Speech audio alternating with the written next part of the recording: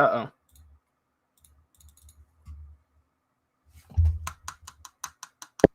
How are you? There we go. Can you hear me now? There we go. All right. I just had to.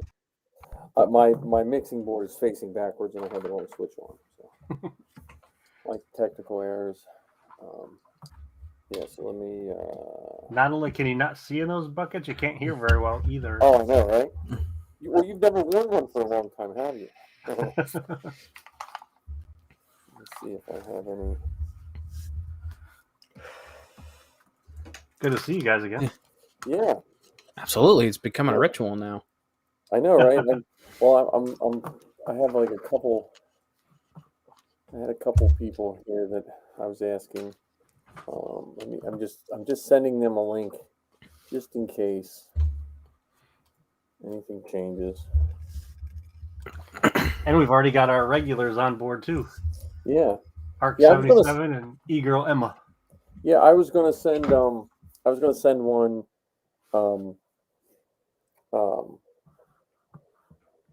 send an invite to. Who was I thinking? I was thinking, but I didn't know if they would want to do it again. But I was going to send one to Anthony again. I didn't want to like stretch our friendship with him too much, you know. So I completely understand. But yeah, okay. So I think I have. All right, I even have Cap on TikTok. So those that are on TikTok, you have to jump over to my YouTube, or this will make no sense because it'll just look like I'm talking. They won't hear you guys. So before we start, it's March 2nd. It's the 2-year anniversary from when Lucasfilm was at my house, that's pretty cool. Which is crazy. So I don't know. That was just kind of a happy moment. As I was looking through all the pictures, and then I was thinking, why didn't I take more pictures? And even with that said, no matter how many pictures you took, it wouldn't be enough. And at the same time, you were able to just be where you were supposed to be, right there, right then, witnessing it all go down. Yeah. Well, and the plus side is I had Marty here. I asked Marty to come, and since he's a professional photographer, he did take a good many compared to most places. So anytime they mention that show, like when they won an award, they used a picture of Zoe's episode, even though they got an award for a different episode. Which is pretty funny. So, yeah. So let me just double check. I think the chat is working. I think I saw someone chat at me. Do we want it over the screen like that? Does that work? Or do we want it like that? Do we just want it? I don't know. Well, only the YouTube chat works from my experience, so I don't know if. Yeah, I don't know. Well, I don't know if anyone's really watching it on anything else. I mean, I guess it's on Facebook too.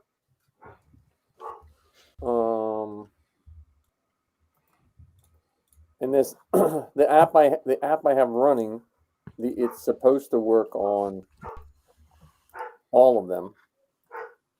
But let me see.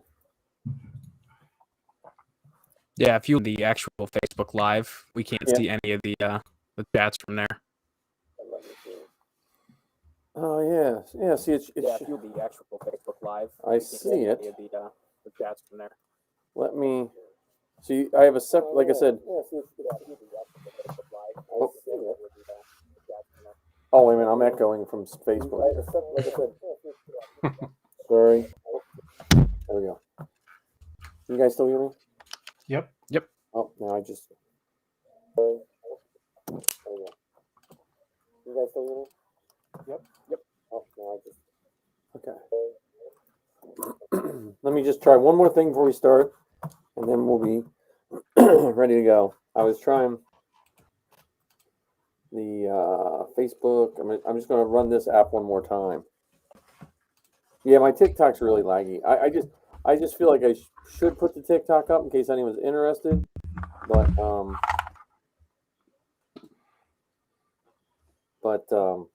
if they're on TikTok, they should jump over to YouTube. because that's when you'll see the real thing. Let me check this. Yes, I have this restream chat program. But it's supposed to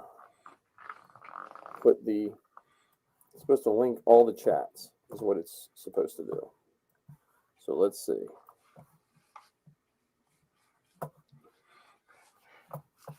I'm glad we're getting all these kinks ironed out, because by the time Kathleen Kennedy and George sit down to watch this, oh yeah. Yep. Let's see notifications. Let me see. Yeah, I don't know, but it says everything's working. But it's always good to work. It's always good to work on something exactly when you need it. That's the. But anyhow. Well, when do you find a leak in your roof? When it's raining. When it's raining, and then when it's dry out, you're like, I feel like working on the roof. That's why I used to own a snowmobile, and we always wound up working on it outside on the first snow.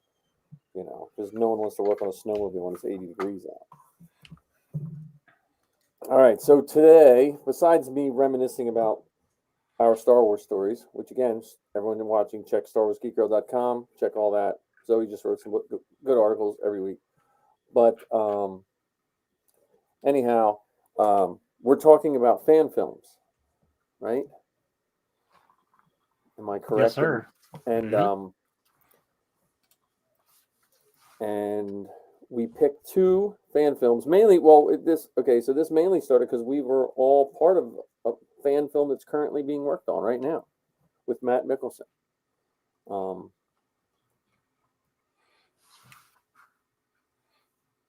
And we decided who we picked Hardware Wars and Troops. And when we picked those, so I never thought of Hardware Wars as a fan film, to be honest with you. Really? Because when it came out, it was I think it came out on America's Funniest Videos or something, didn't it? Or no, no.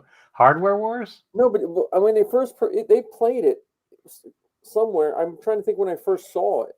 They used to play it on like HBO and those kind of like the cable shows in between other things to fill in some of those gaps. Right, but I saw it before that because I didn't have cable in 78 or 79. You do, yeah. I was going to say, John, have you heard of this fan film? I have, as of 12 hours ago. Okay. So for those of you watching, this thing's old. This thing came out in 1978. Right. So this is pre-YouTube. This is pre-streaming services. So this was the film that kind of started all fan films, I think. Yeah, I just so I'm almost positive I saw it. I had to see it on regular TV because we didn't have cable in my house until I was well into high school, which would have been in the 80s. And so I could have swore I first saw it on like one of those. I don't think it was called America's Funniest Home Videos, but it was some similar to that where people would send in these videos they made. Maybe. I mean, America's Funniest Home Videos wasn't around in 1978. That's whatever the equivalent was. Now I gotta look where it premiered. Hardware Wars first shown. Again, nothing like doing research when you're here too.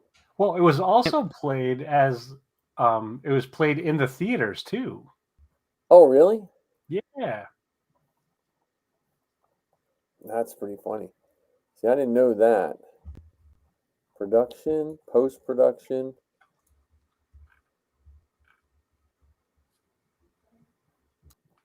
Had $1,000 and a box office gross of $1 million. Yeah, that's pretty good. I couldn't remember where I first saw it, but I barely went to the movies. Yeah,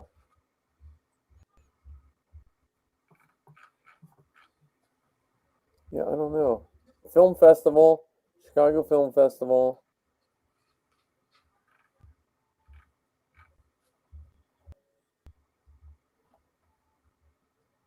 Yeah. Oh, here we go. Video release was filmed. Yeah, I don't know. Well, I do remember when you could buy it in the store at was it Suncoast Video? It's possible, yeah. Yeah, Suncoast Video, because you could buy it was in a box. I do remember seeing it, you know.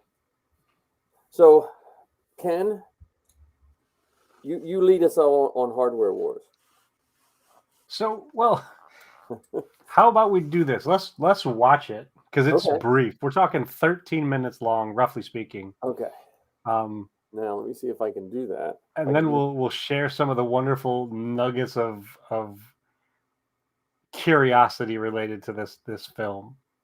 Yeah, let me. Now, I've only seen the first of it.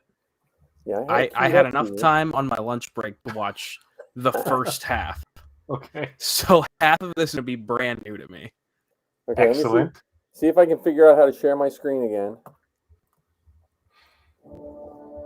Can you hear that? Probably not. Hear it, yes. See it, no. Okay, I just want to make sure the sound was okay. Let me pause it.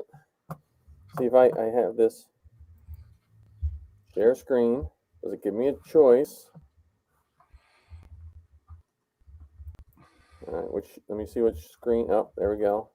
I have two screens, so it's gonna. All right, can we see it? Yes, sir. There we go. Full screen. We can't get copyrighted because we're doing it on YouTube. So. And we're commenting over time.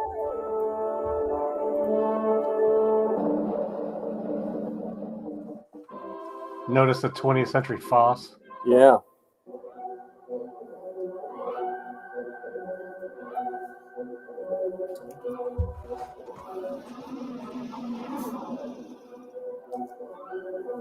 Hardware Wars, a spectacle light years ahead of its time.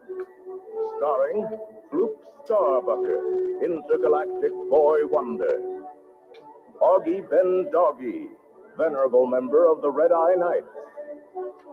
Princess Android, interstellar damsel in distress. Ham Salad, ace mercenary pilot and intergalactic wise guy. Darth Nader, villain. See incredible celestial battles ablaze with death-dealing weaponry.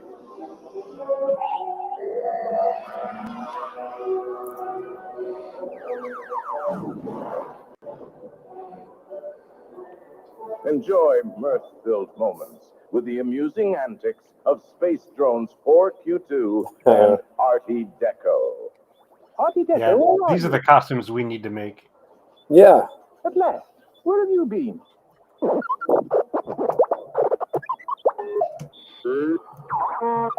Secret mission? What plan? What are you talking about? This is madness. Wait a minute, where are you going?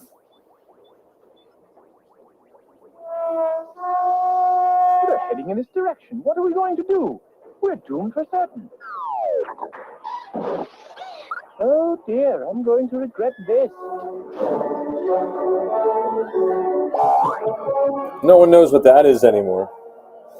Here's another fine mess you've gotten us into.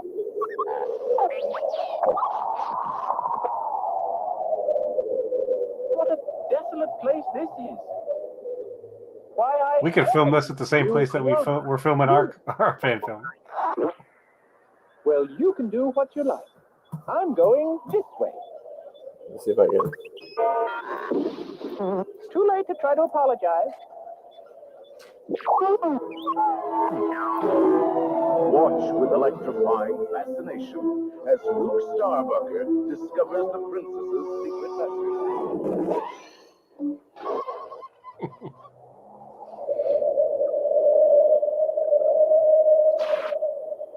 Help me, Augie Ben Doggy. You're my only hope. Help me, Augie Ben Doggy. Golly! Help me, Augie Ben Doggy. You're my only hope.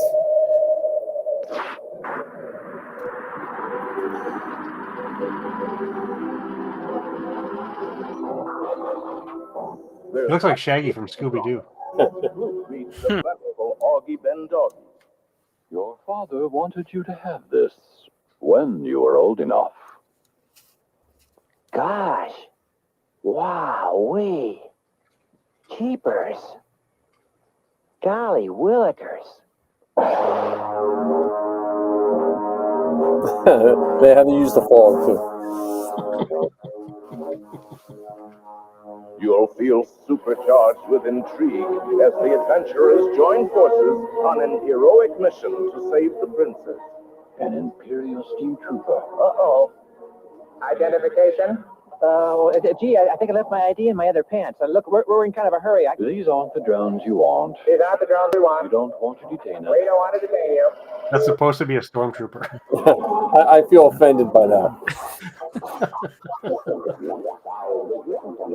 You'll never see a more wretched hive of scum and villainy. Watch your step, son. This place can be a little rough. Oh, no, it's too weird in here. I can't go in here. Look, I'll wait for you outside. Stay calm, my boy. We've Hey, got don't look away with this.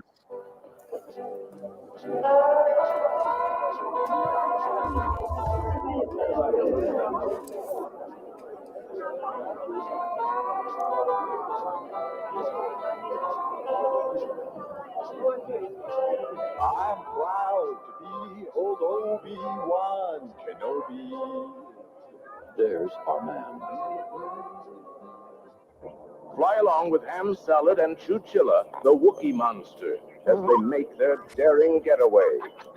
Notice the dice in the background? Position. Please extinguish your Oh cigarette. my. Smoking. However, should the sudden change occur in the cabin, mark your tray table in place. Thank you.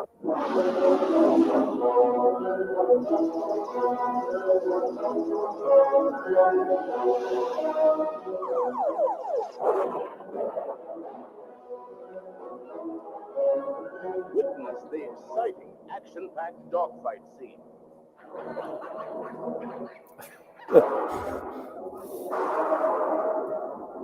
Experience the expensive, spine-tingling special effects as you become catapulted into the dazzling dimension of Space. They're still back there. They're gaining on us. Does this Are you building a cockpit like that, Mike? So you don't have to see any buttons? You just Yeah, yeah, yeah. Hold on. reach out of screen, out of camera shot? Hold on, let me adjust the thing up here and that Right. over there.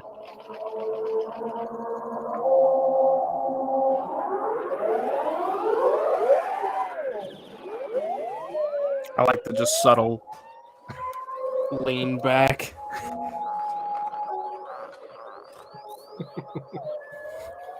I think we're watching the special edition. Yeah, this is a longer edition than I watched the first time.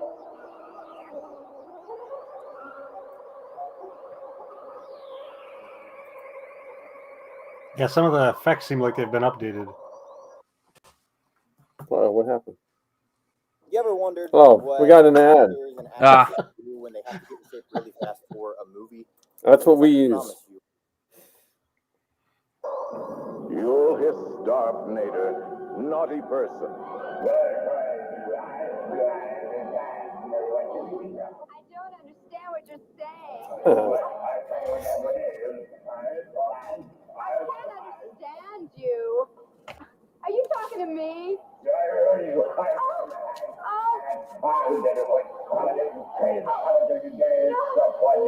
you can't destroy innocent people. Basketball is a peaceful planet, please. We have no weapons. No,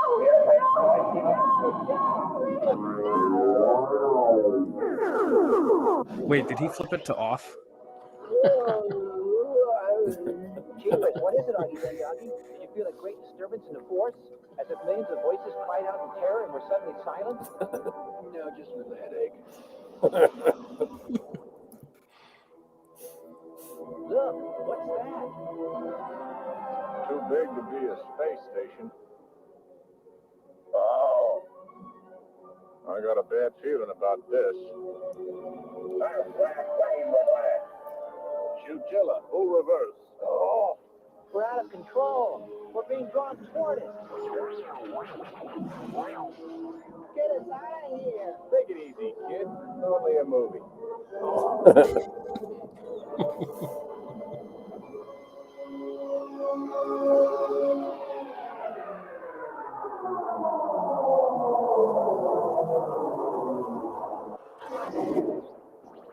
Thrill to the hair-raising dramatic rescue of Princess Android. Was that the first version of the shake weight?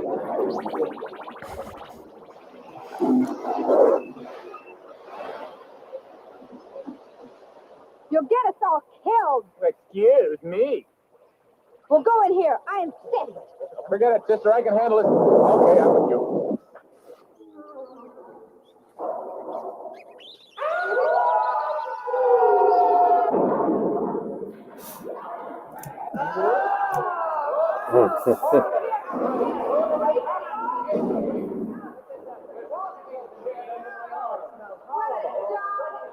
You must try to hurry, Artie. There's very little time. Please, Artie, try to plug into the master computer.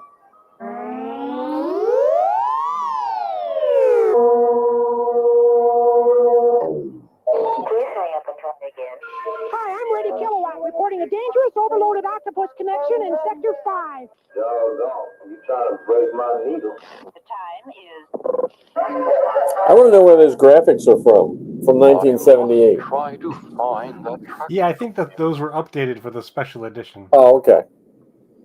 Ah, there it is.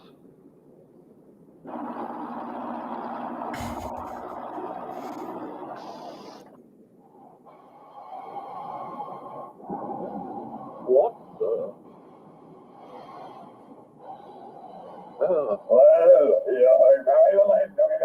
What are you saying? I can't understand.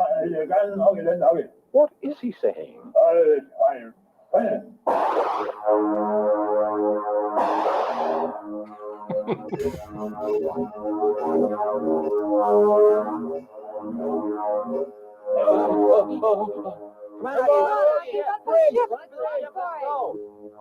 Now, you go on without me. I'll be all right. Don't worry about me. Oh, what a martyr. Martyr. See you later, you martyr. Look out, space rubble.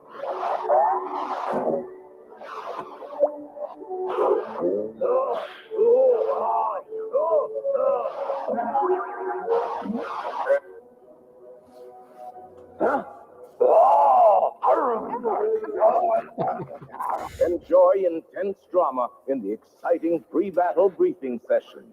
Okay, so what you want to do here is this. You want to attack its most vulnerable spot. Come at it from this angle and locate the automatic flip-flop override device here, which in turn will defuse the anti-gyroscopic pre-interface thrust chamber and the pneumatic centrifugal anti-gravity shield deflectors. Then you simply deactivate the axial gyro pre-sub-inertia photomegatronic oscillator that you see here. Huh? You pull the plug.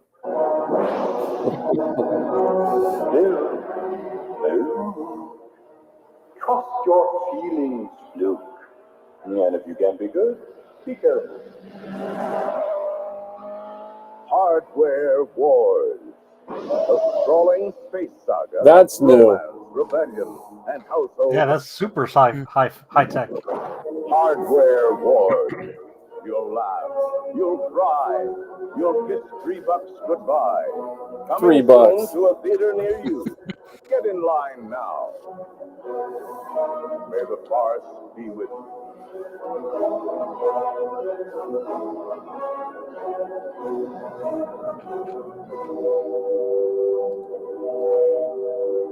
We'll give them all their credit where their credit's due.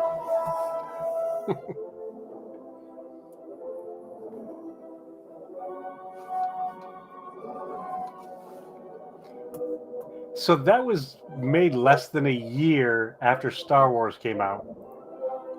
I mean, Star Wars came out on May 25th, 1977. That was released, I want to say, January of 78. Yeah. I could, you know what? I wonder if they showed clips of it on some television show. It's possible. I mean, Because I wouldn't have seen, but I remember some of the lines. Like I remember the Wookiee monster and their names and all that kind of stuff. So let's start off with the writer and director of that. So that was Ernie Facilius. Mm-hmm. And you mentioned the Cookie Monster character, the Wookiee Monster character. Yeah.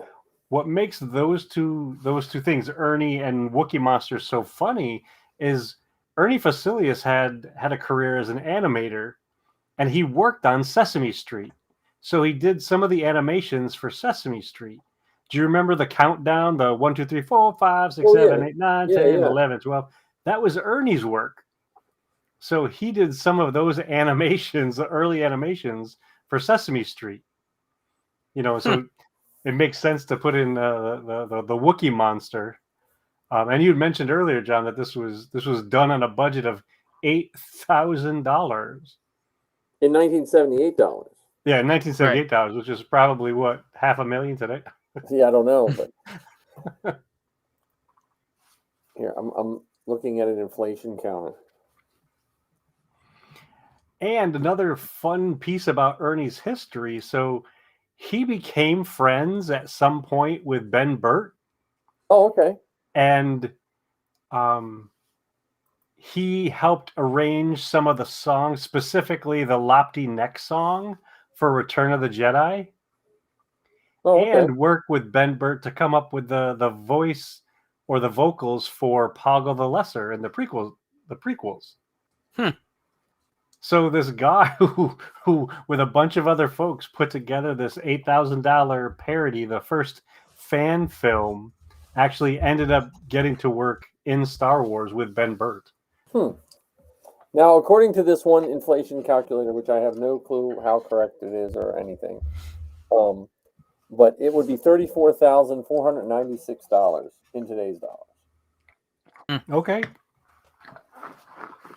Which, if you think about it, when they filmed that, they had no digital. There was no digital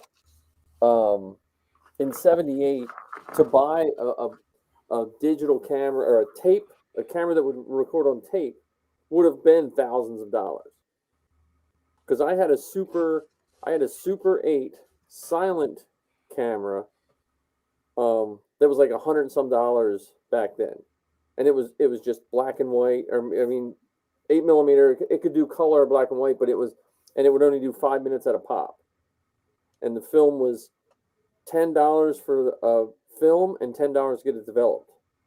Okay. So, wow, that's crazy though. But see, it's funny because then you were saying with all that connection, I wonder if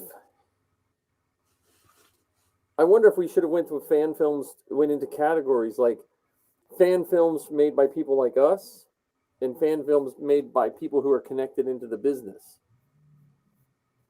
Well, it's keep that in mind when we talk about troops. Right. Well, that's what I was kind of thinking. Yeah. Because like if you work for a film company and you're a good employee and they have all this equipment laying around and your boss says, "Oh yeah, you can use the sound stage on Saturday when we're closed." That's a big difference than us packing up our car, Hey, drive 7 hours and meet us at this location at 7 a.m. Yes, and stand in armor for 12 hours. Yeah, and then drive right back home. Right. Yeah. Right, So but I'm saying just the equipment alone, in that regard. But I never thought of this as a fan film because I think, and I might have said this to you, Ken, at one time, maybe even to John. But when I was a kid, there was that short time of in years where I didn't understand parody.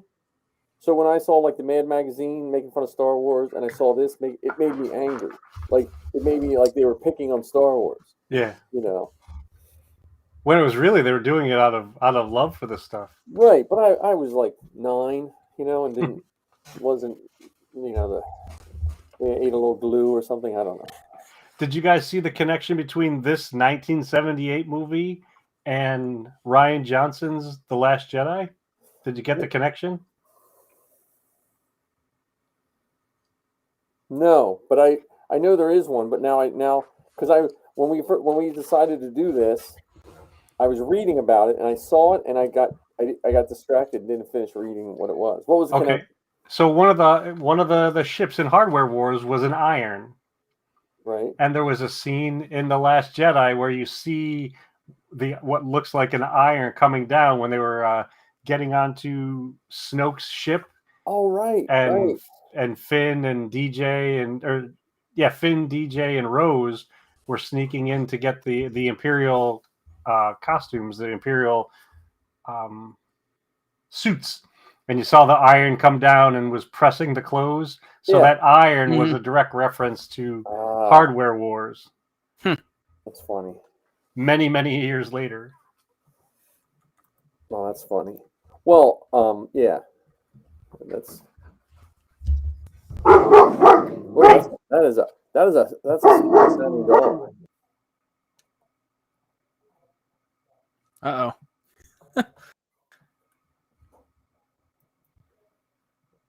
We should have dog wars. Yeah.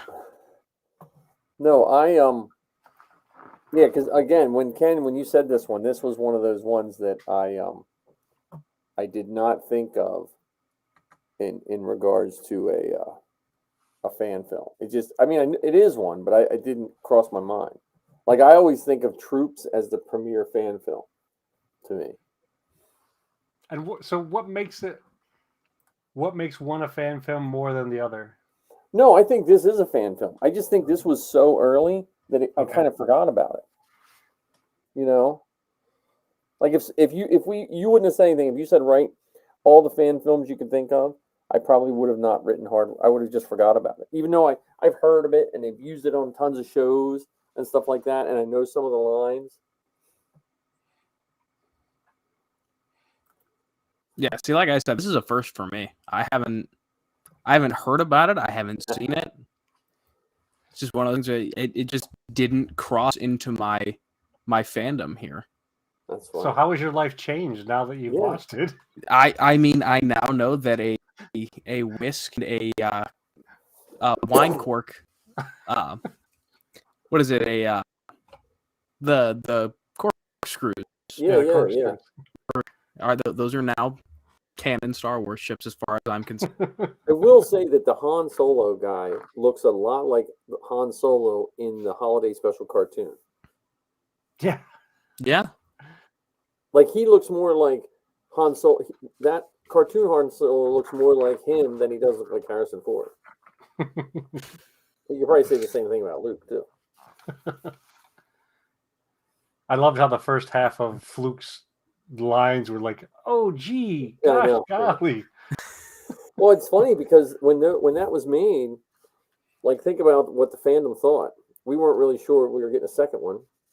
You know, I mean, we were kind of thinking we would, but also we didn't know anything about Vader related to Luke, related to Leia, like all that was, which is pretty funny. Well, it's funny you mentioned the idea of we didn't know if there was going to be another Star Wars. They made that reference. Get in line now. Yeah. And back then, you legit had to sit in line if you wanted to make sure that you got tickets for the early shows. You had to sit in line for days. You had to bust in the door so you got the best seat, and then you had to put like 2 coats out and send someone to get the popcorn, or go in waves to get your popcorn. Hey, I still had to do that when the Force Awakens came out. Really? Yeah, we're all assigned seats. Well, we're all assigned seats. I think we've been assigned seats in most of. There's 1 or 2 theaters that don't have it, but well, when we saw The Rise of Skywalker, we went to an old theater in Hershey. It's a restored 1950s movie theater, and it didn't have assigned seats. It had the big sloping floor and stuff. Mm-hmm. So, I do though. I have. I have a fan film thing that I just remembered between this week and last week. You guys might have never heard of the fan film. There's a fan film called Fan Wars, I think it was called. I don't know if I've heard that one. And then it was a director named Josh Rubinstein, I think his name was. He made that one, and I think he made one that had something to do with the Phantom Menace. But I forget when Fan Wars. I was trying to find when it came out, but I don't. 99, I think. That's what it says here. I thought it came out sooner, but I don't know. But they were casting people for it, and I was just in this weird spot in my life as before I had kids or anything like that. So I went and read for the villain. I didn't get it. I was not an actor or anything even remotely close, but I was like getting ready to go back to college, and I was in a weird place, you know. So, but that's my. It's not a good story. It's just a funny story. But I just remember it was Josh Rubinstein, and then I went and tried to find him, and he did Fan Wars. He did some other one I thought too. I thought he did one, and it's basically just a bunch of guys fighting with lightsabers. But Isn't that what 90% of fan films nowadays are, though?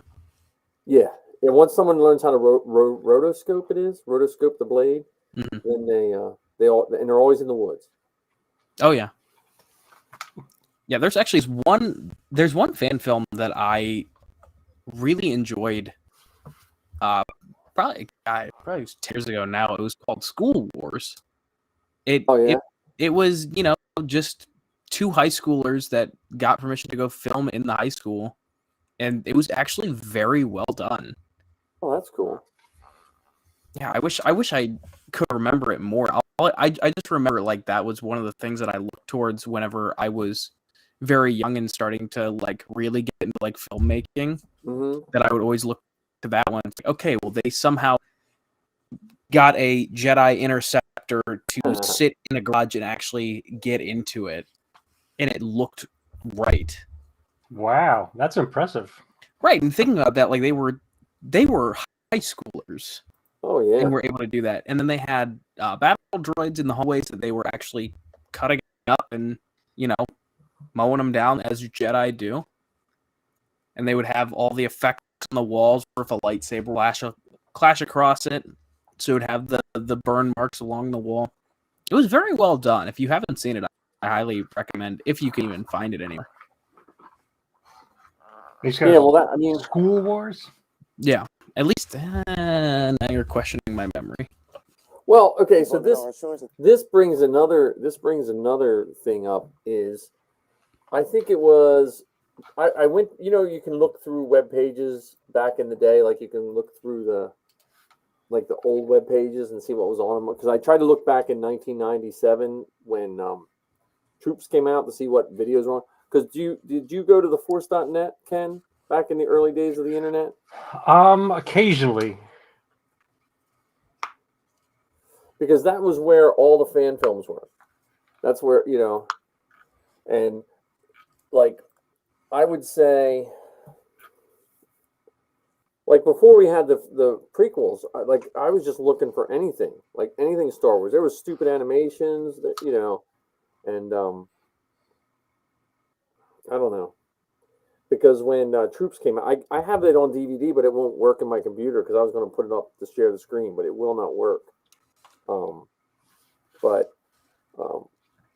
The Force.net was basically just, and you would load the movie and it would be like this big.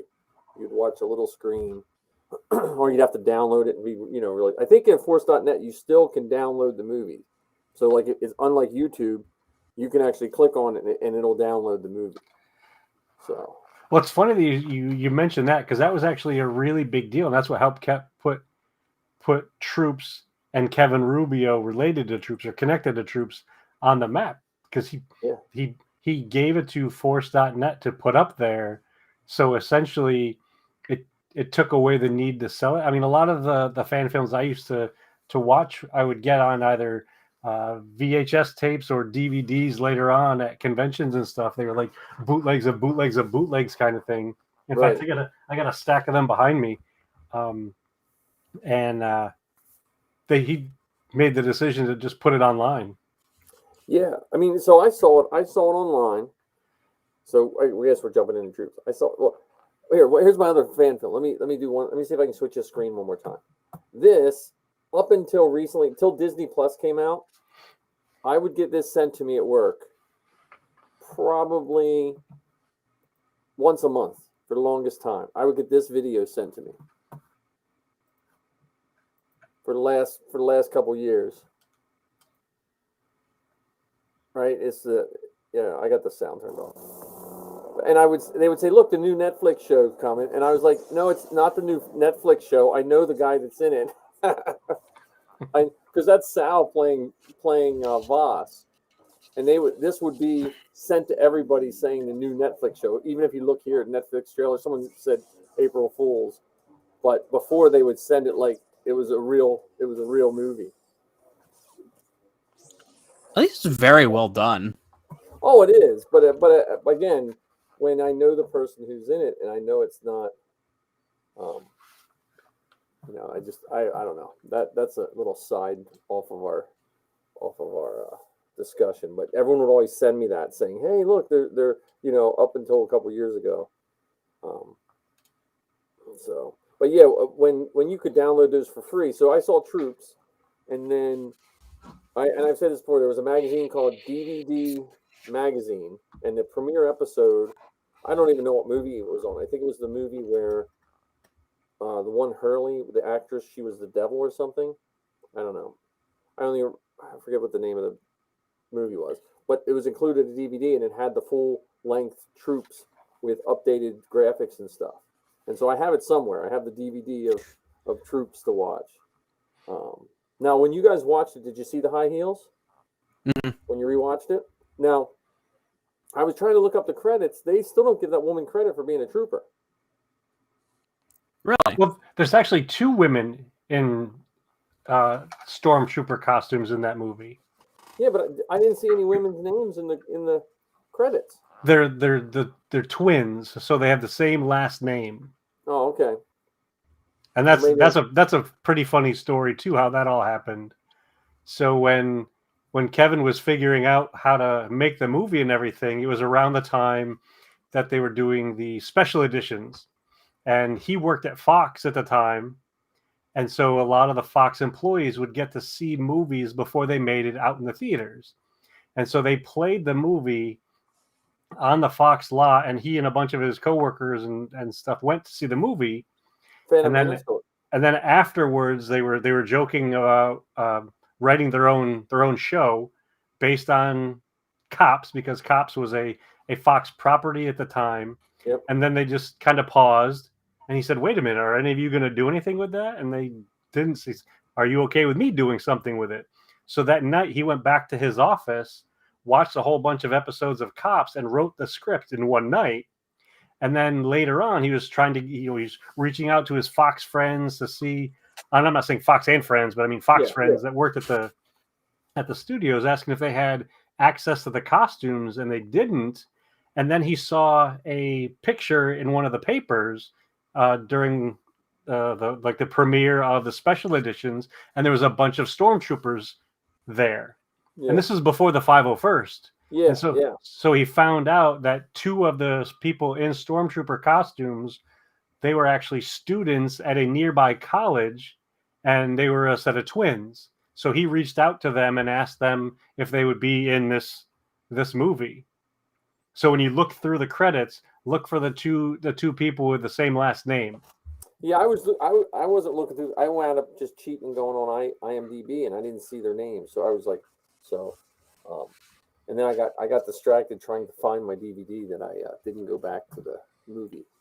But it is funny because like Cops was pretty big back then. Like, I mean, that show ran forever, but it was like kind of a different time in the sense that like he grabbed the essence of Cops in this without people realizing that's how Cops are on that show.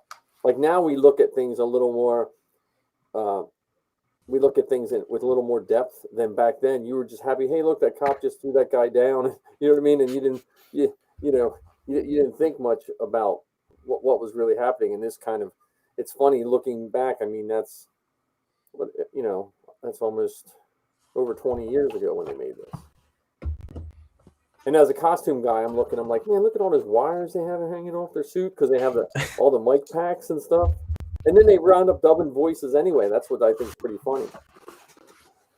Yep. And so, in Hardware Wars, they didn't use any official Lucas sounds because they just didn't have access to them.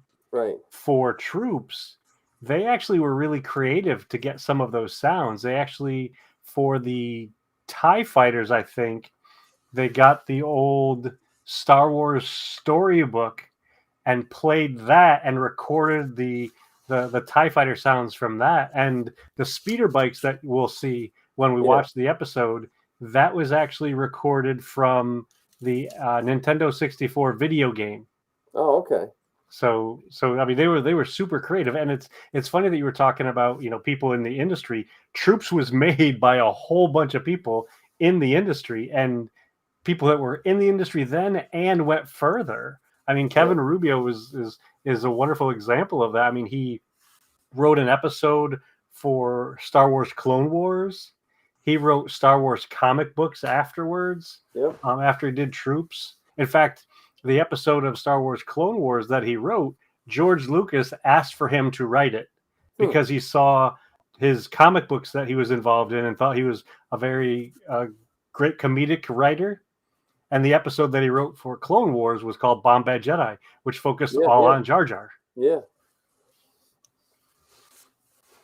Well, I had no idea about any of that. And then Troops, they did expand Troops into imps, if I remember correctly. Yeah, I'm not sure if they did or somebody else picked it up and did that. Yeah, I think there was like some loose connection. Like it might have been like either a guy was a friend of a friend or something. But imps was good, but it didn't catch the it was kind of like that. Troops to me is one of those ones where it just everything hit at the right time, because we were all in the late 90s. We were kind of starving for Star Wars, because you weren't. I don't think, I'm trying to think how long before when you really thought the Phantom Menace was coming out. I forget what year they actually started talking about it, but I thought it was around the time that the special editions came out, because the special editions came out because George finally thought that they had the technology to do some of the stuff he wanted to do. Like, for instance, I know we talked about it last time we were together, where they put the Ronto in A New Hope. Right. So he thought that they were finally at that place where the technology was available to create the characters and to create the scenes and the special effects that he wanted to create. So I think it was in the late 90s that they really started talking it up. And wasn't it 90 when A Phantom Menace came out? What? I'm sorry, 99, right? Mm-hmm. So it was all around that time. I'm trying, because I do remember when I heard an interview from the guys that were doing Troops, and they said that people thought they were filming Phantom Menace when they were filming it, which is funny because the first photo shoot we did up at the Cliffs of Kenoi, we did with Marty and Dan and a bunch of us. It was right. It was a year out before Force Awakens came out, and so people were asking us if we were with, because we had a whole spread lane out where they had the cars parked and stuff. We didn't have the access that we had, so we had to bring all our stuff. We had to walk it down the road. But yeah, I just remember reading that. I'm just trying to think, because I remember my first introduction to the Phantom Menace coming out was a blurb in, I think it was Star Wars Insider. Because that was a point in my life where I wasn't watching much TV and the internet was so slow. You got so frustrated with it. And I think it was Star Wars Insider had a blurb about the new Star Wars movie. Because I remember, or it could even have been a toy, because I remember ordering like the Mace Windu and all of that. And I was just starved for anything Star Wars, any kind of video you could get. And Troops came out. And it's 10 minutes long. It seems longer than Hardware Wars. Yeah, the pacing is different. Yeah. All right, should I try playing this one? Yeah, I think so. You ready for this one, John? Oh yeah, I actually watched it earlier today. Oh, you just I wanted to watch it again. Okay, let's see.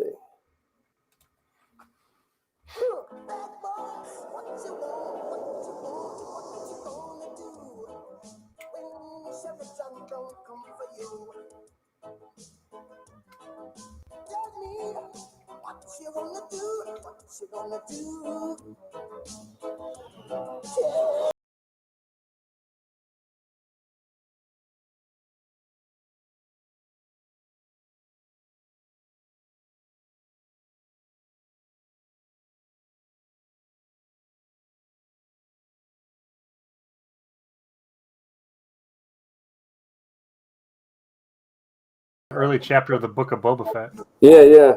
I don't know. The Jaw. I showed this to the girls when they were little, not thinking about the Jawas getting their head blown off, and they started crying Oh because no. the girls trooped as Jawas. Filmed on location with the men of the Imperial Forces.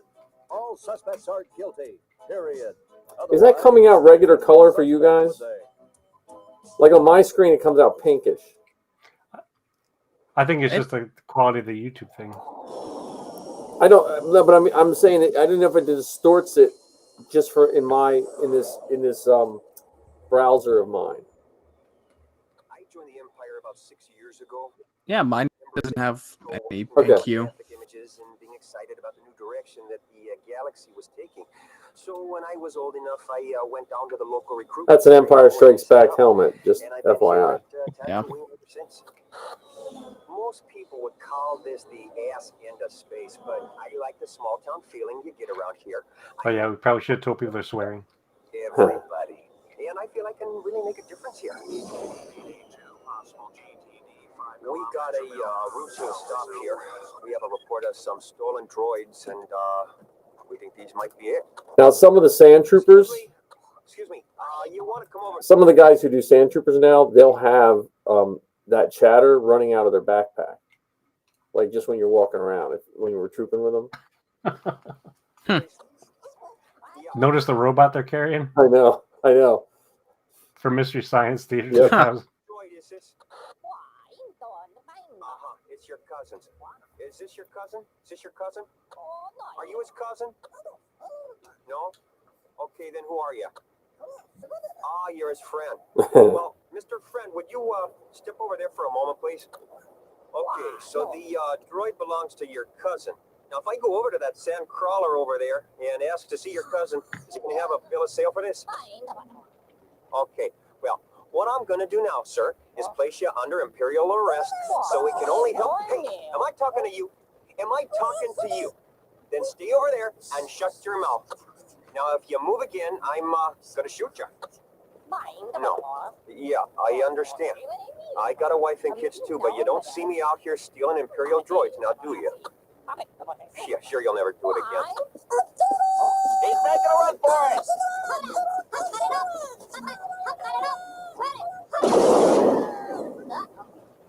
Hey, there goes the other one! I got it.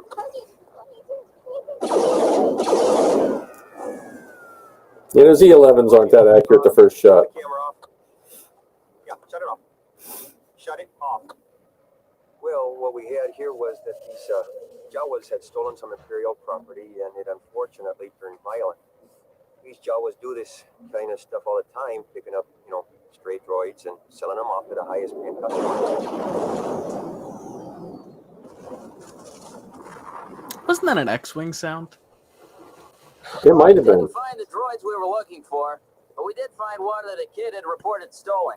So he and his parents are going to come down to the detention. Oh, that's a Steve Urkel stormtrooper there. Yeah, I just realized that their What it's all about. that their arm pauldrons are wrong too. I mean, their arm ammo packs are wrong. I'm becoming one of those guys. Give yourself more credit. You are that guy. Supposedly one of them is intoxicated and one of them is injured. Now, we're familiar with this stuff. There's the heels. It's not Yep. the first time we've been out here, so we're going to see if we can straighten this whole thing out. Yeah, so I think it's just the one that's in heels. Well, what's the problem? I've had it. I've had it with him. I like that they blur her face out. You know. That's ridiculous. Hey, I'll talk to you in a second. Right now, I'm talking to your wife, all right? Luke's probably dead now because of you. Now, Baru, just calm down. Calm down, okay? And you want to be arrested? Well, if you keep this up, that's just what I'm going to have to do. You don't want that, do you? No. Okay, then. Now you're going to calm down? Okay, good. Why don't you start over?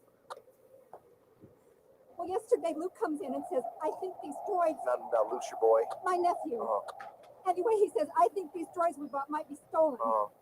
And then he says, well, I don't care. Your only concern is to get them working.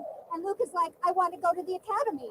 And he says, well, I need you for the harvest this year. And then he starts talking about Obi-Wan and his father. I did not. Yes, you did. Yes, you did. You're just lying. You're always lying to him. You never tell him the truth about him or his sister. Ruth, shut up. No, I'm tired of shutting up. You shut up. Well, you can both shut up or spend a night in the detention area, all right? All right? Now, look, what do you want to do now, Baru?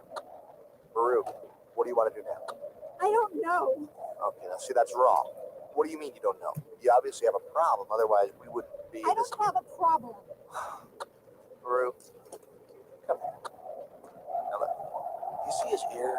How it's cut like that? It didn't get that way by itself, did it? And you did that, didn't you? Yes, you did. Now, see, that tells me you have a problem. And when we get called in, then it becomes our problem. Yeah, but he was the one who started Now, it. wait a second, Baru. I'm talking. I listen to you. Now, you listen to me. That's how this works, okay? Now, are you going to listen to me? Sure you are. Now, how many times Baru? Why, huh? Yeah, sure you are. I think that daily. I tell you last time. I don't know. You don't know or you don't remember? I don't know. Baru, what do you want to do? I want you to arrest him. I can't arrest him. He hasn't done anything. If there's anybody I should be arresting, it should be you for assault. Baru, you have two choices here. And yelling and arresting him are not true. Now, you can stay here or we can take you to an Imperial shelter. What do you want to do?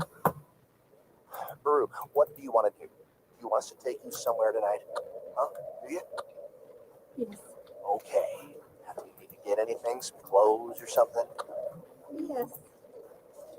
Don't trust her. Yeah. Don't trust her. It's just working. But see, the wife is under the delusion that their nephew ran away. Right? She's blaming the husband for it. He's saying that the kid left. You can see the hair coming out from under the helmet. Yeah. We're just going to separate for the night because if we have to come out here again. I'm looking at those buckets, and they look like they're. It looks like they're two-piece buckets. Right there with you. Like the back and everything, and the earpieces on a couple of them look attached. Pretty good without CRLs. Yeah. Oh yeah. I can't. The black teeth are scaring me. I'm glad it bothers someone else too. I'm just like, they should be. They're give me some nice gray New Hope. You should really have someone look at that ear. I'll be fine. Okay. Should have seen this coming. Thermal detonator!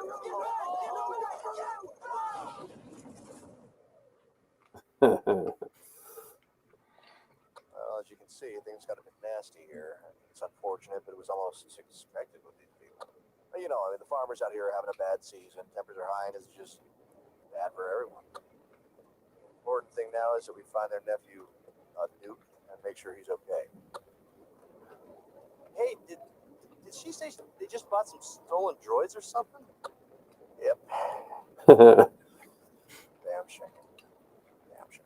HK-888, check out possible disturbance, most likely Cantina. HK-888, roger that, control. And it's before they had TKs for stormtroopers too. Yeah, so some of the people who were in this have done voices for other cartoons. Yeah. It's just funny. It's funny how how they let me see if I'm learning these. Actually, go back to that real quick. See if we can find the. Go back a little. Hang on. Yeah, they're like right at the beginning of the credits. Because I caught them. They both start with a K. Effects, Jawas. Right there you are. Kenner and I don't know if those are their real names and they mixed it up or whatever, but I can't imagine that they would have changed it to protect the innocent. Yeah. Well, I tell you, at this time though, so I started looking for armor in 93, 94 or whatever. And there were guys making armor. You could buy armor. And you would find a website, it'd be shut down the next day. And they had all this code. They had all this code for, like, you'd have to call it white armor or space trooper armor. They had all different names for it. Well, they still use certain phrases now. I mean, if you want to buy a glow stick at some of these conventions because they don't want to say that they're selling lightsabers. Yeah. But I mean, I think like the costuming part, there's so many places now that make armor that's kind of going by. I know I see like some of the prop houses, they'll call it like the bounty hunter for the Boba Fett helmet. They'll keep but they're making a like, unless you just crawled out of a rock, out from under a rock, that's Boba Fett on that. So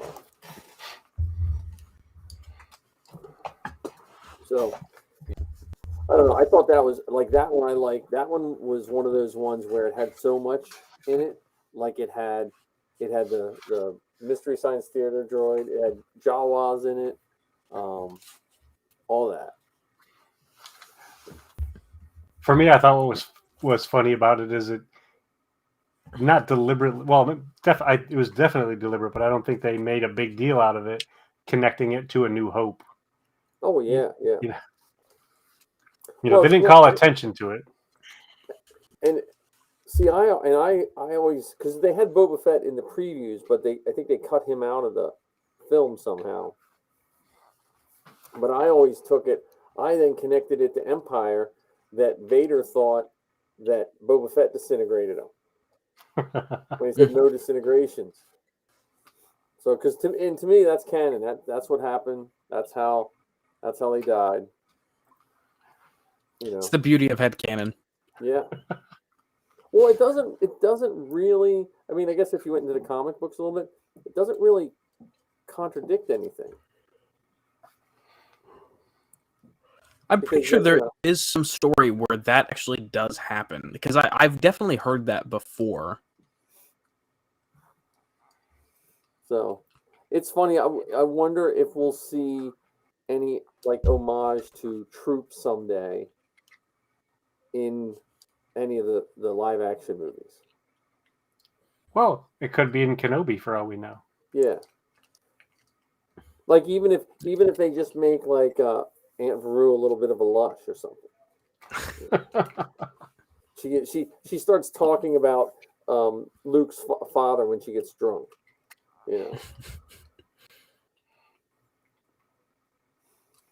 So, but then that leads us to the stuff that we're doing with our fan film,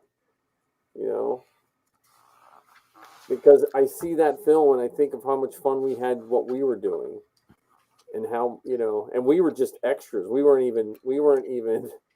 just like dressing. Really. Yeah, we were cannon fodder, just stand in the background and look pretty. Look Star Warsy. Because I didn't get to see any of Chewie's or Han scenes. You did, Ken. Yeah, I got to see most of the scenes, and I would color myself green with envy because I was all behind the camera. You guys got to be in front of the camera. So, like when you watch these, does it seem so? We all seen most of these. I mean, you didn't see John didn't see Hardware Wars before, but we've seen them before. We were on a set of a fan film. Does it make them seem different now that we've been part of something? Yeah, and for me, what it does is I now have a deeper appreciation for the efforts that go into creating these things. So whether it's somebody sat down and wrote the script, or somebody worked on the special defects or special effects, however you want to describe it, afterwards, or figuring out how are we going to get these sounds in there that we want to get in there. Yeah. Well, what's nice with Lucasfilm now they let people use their soundboards for fan films. Which I definitely think that's a step that I would have never expected them to take, just by looking at how controlling they were over the IP for so long. Yeah. And now realizing that the fans going out and doing things with our property is good for business. So Yeah, well, I think that's a good step for Lucasfilm. Yeah, and I think I think they found, like, I don't think Troops or any of these fan films are going to take money away from anything Lucasfilm does. And I think sometimes it's the same with podcasters. It's the same with any social media. Every podcaster thinks the other podcast is their competition, but it really isn't. Your competition is like something other than podcasts. You know, because when you get a community, we kind of, especially Star Wars fans, we just devour all Star Wars stuff that we can.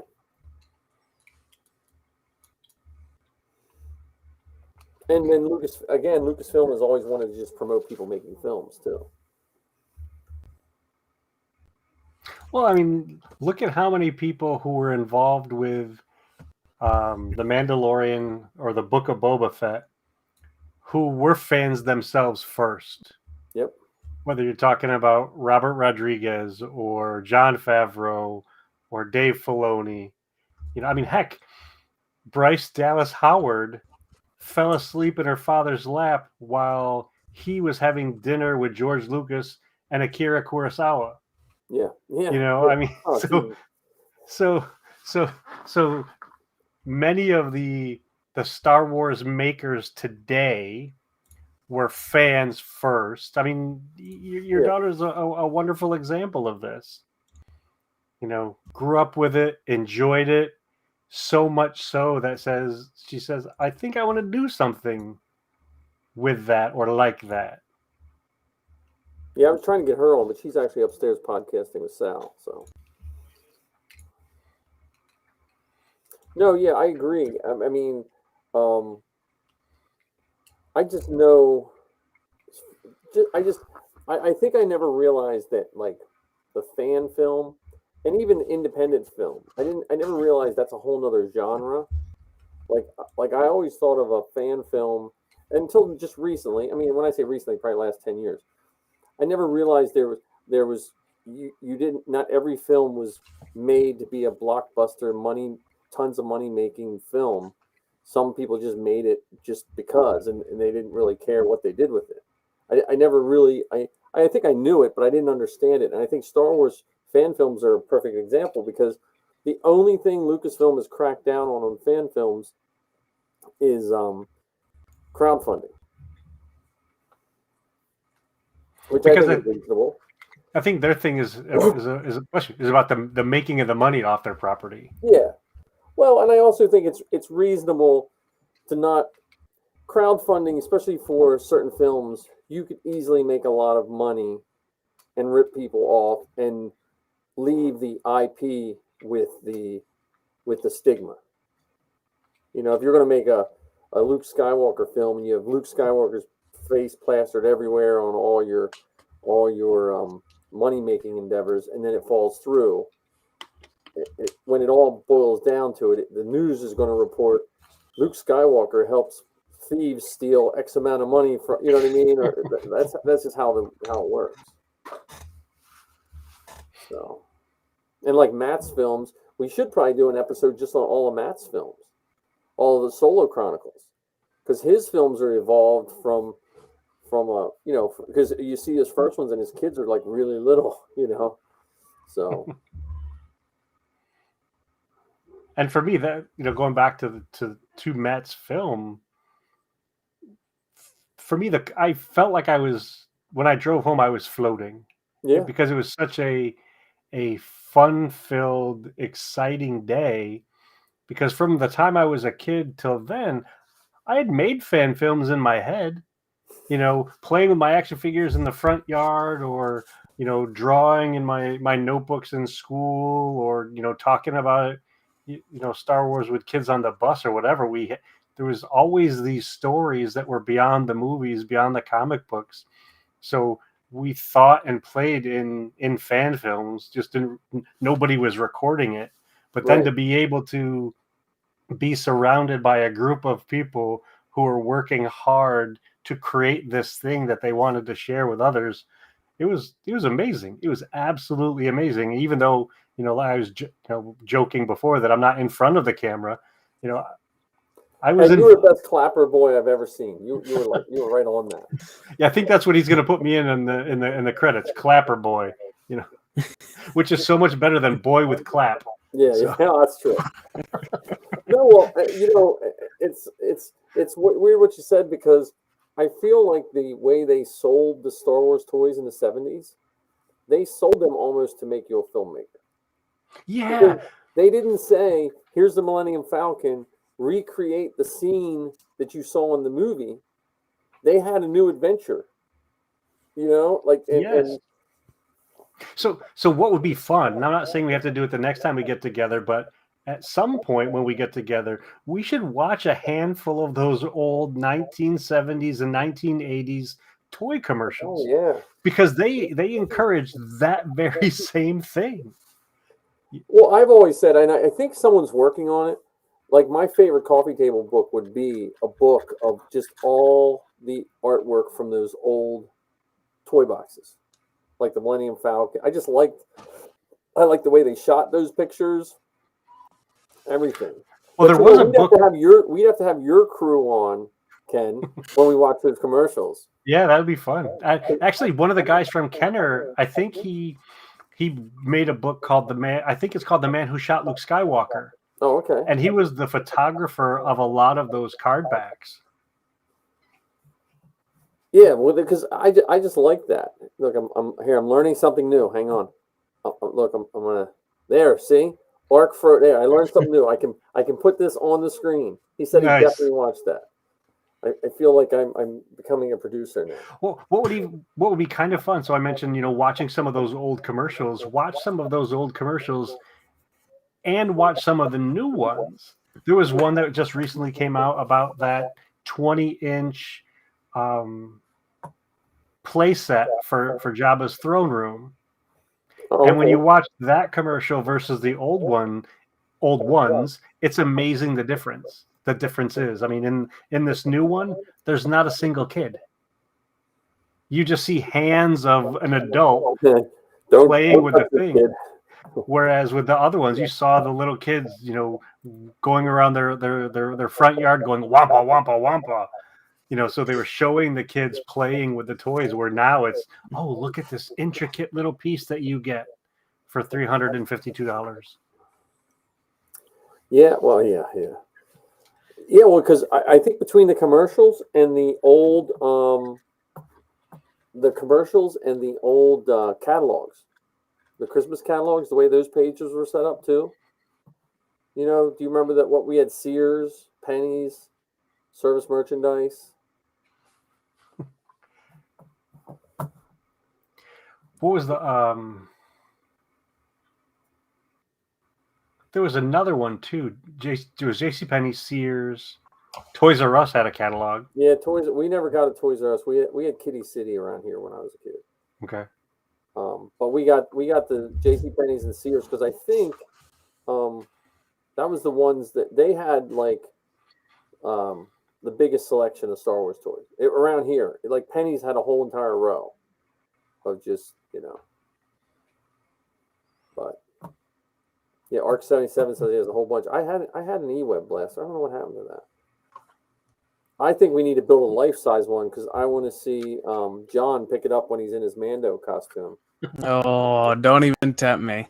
We should build the one that's on a platform that spins, so underneath it has like roller skates or something mounted to it, so it can spin around. Yeah, and then we just film it backwards. We hook the rope to it, and then you disconnect it so it looks like you shoot the rope to it, and you're there. Yeah, well, all you have to do is throw it on a platform with some ball bearings, and then have a mirror underneath the base, and then you don't even have to do any editing.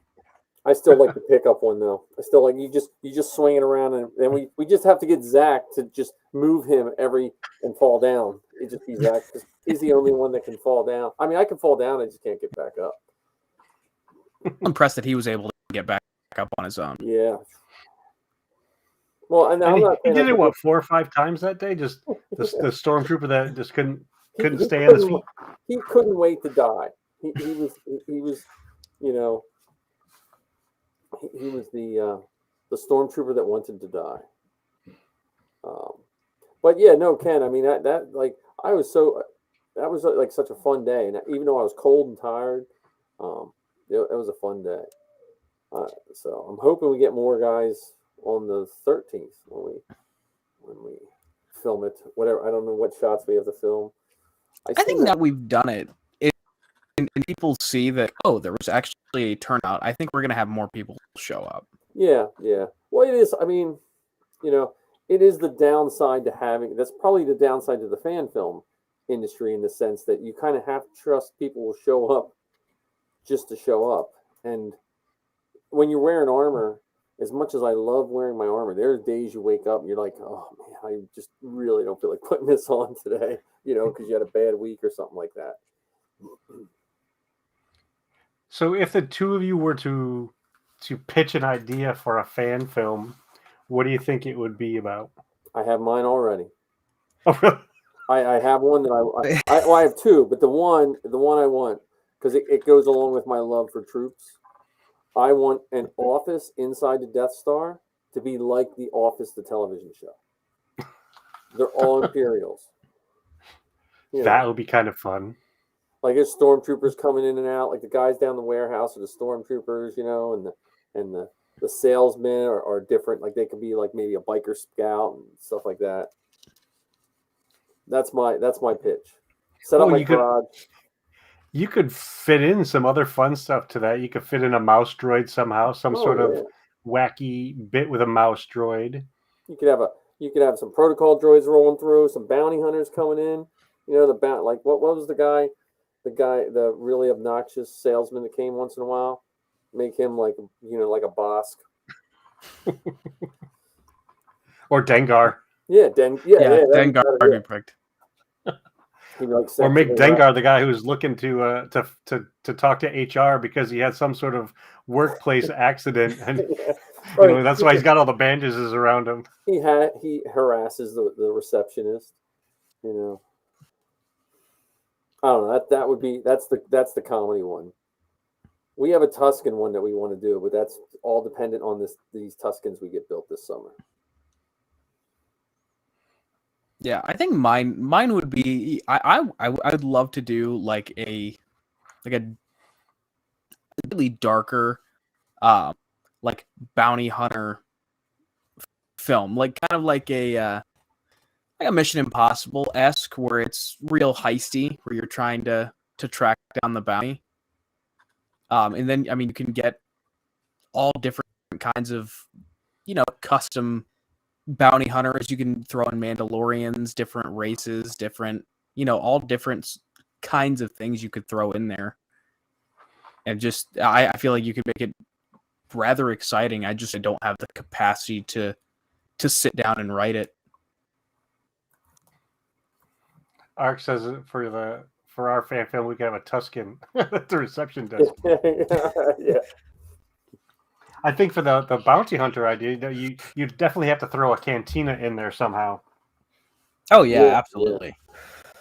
Yeah, Zoe has a Mandalorian screenplay written, but I think the bad thing about going to college for film, you never have time to make films. All right, well, what's yours, Ken? Well, mine isn't so much a fan film as much. So you guys have all heard of Chad Vader, right? Yeah. Oh, yeah. Of course. So it would be like that, except different Star Wars characters just out in the real world, just randomly. So the biker scout who goes into the shop trying to get his tire fixed on his 10-speed, or things like that. So it's just. So you've got the one Star Wars character with a sea of regular people just sticking out like a sore thumb. So little episodes like that. So going back to the Tusken, you've got the Tusken who's at the produce market, looking for the black melons or something like that, and confused about all this stuff. And maybe it's a couple Tuskens around, and they're showing the melons to each other, and grunting and that kind of thing. So it's random Star Wars characters in the real world. That would be cool. Yeah, there's so many possibilities. It's just I think that's the one thing I wish in the costuming groups that we would have a more access to that. Like I know we do charity and stuff, but I almost feel like that kind of recharges you for just something fun to do. Probably next to an armor party, that would be just getting some film, getting people, because the Mando mercs are so cool because you have such a variety of costumes.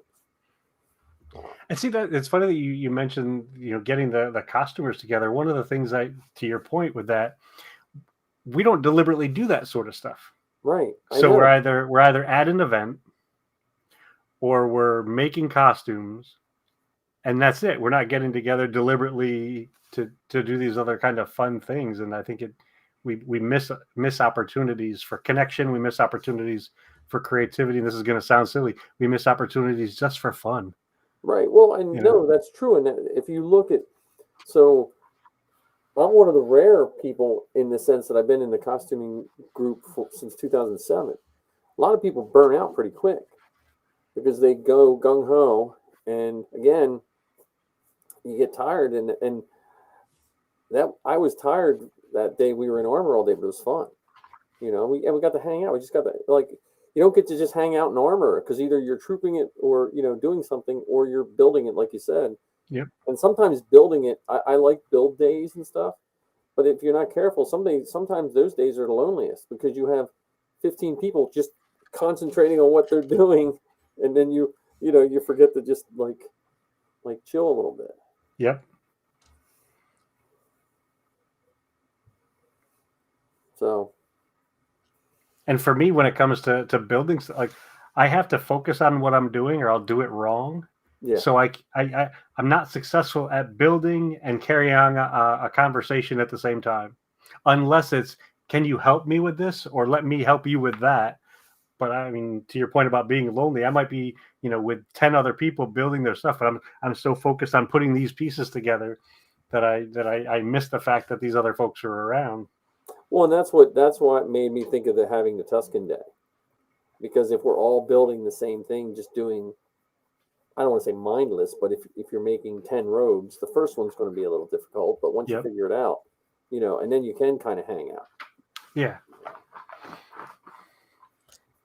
Yeah, I'm the same way. And I hyper focus on whatever I'm doing, and I've had like family members come out to the judges. I'm meticulously trying to paint in a very specific location, and they're trying to ask me questions, and I like they'll get through 10 sentences before I'm like, huh?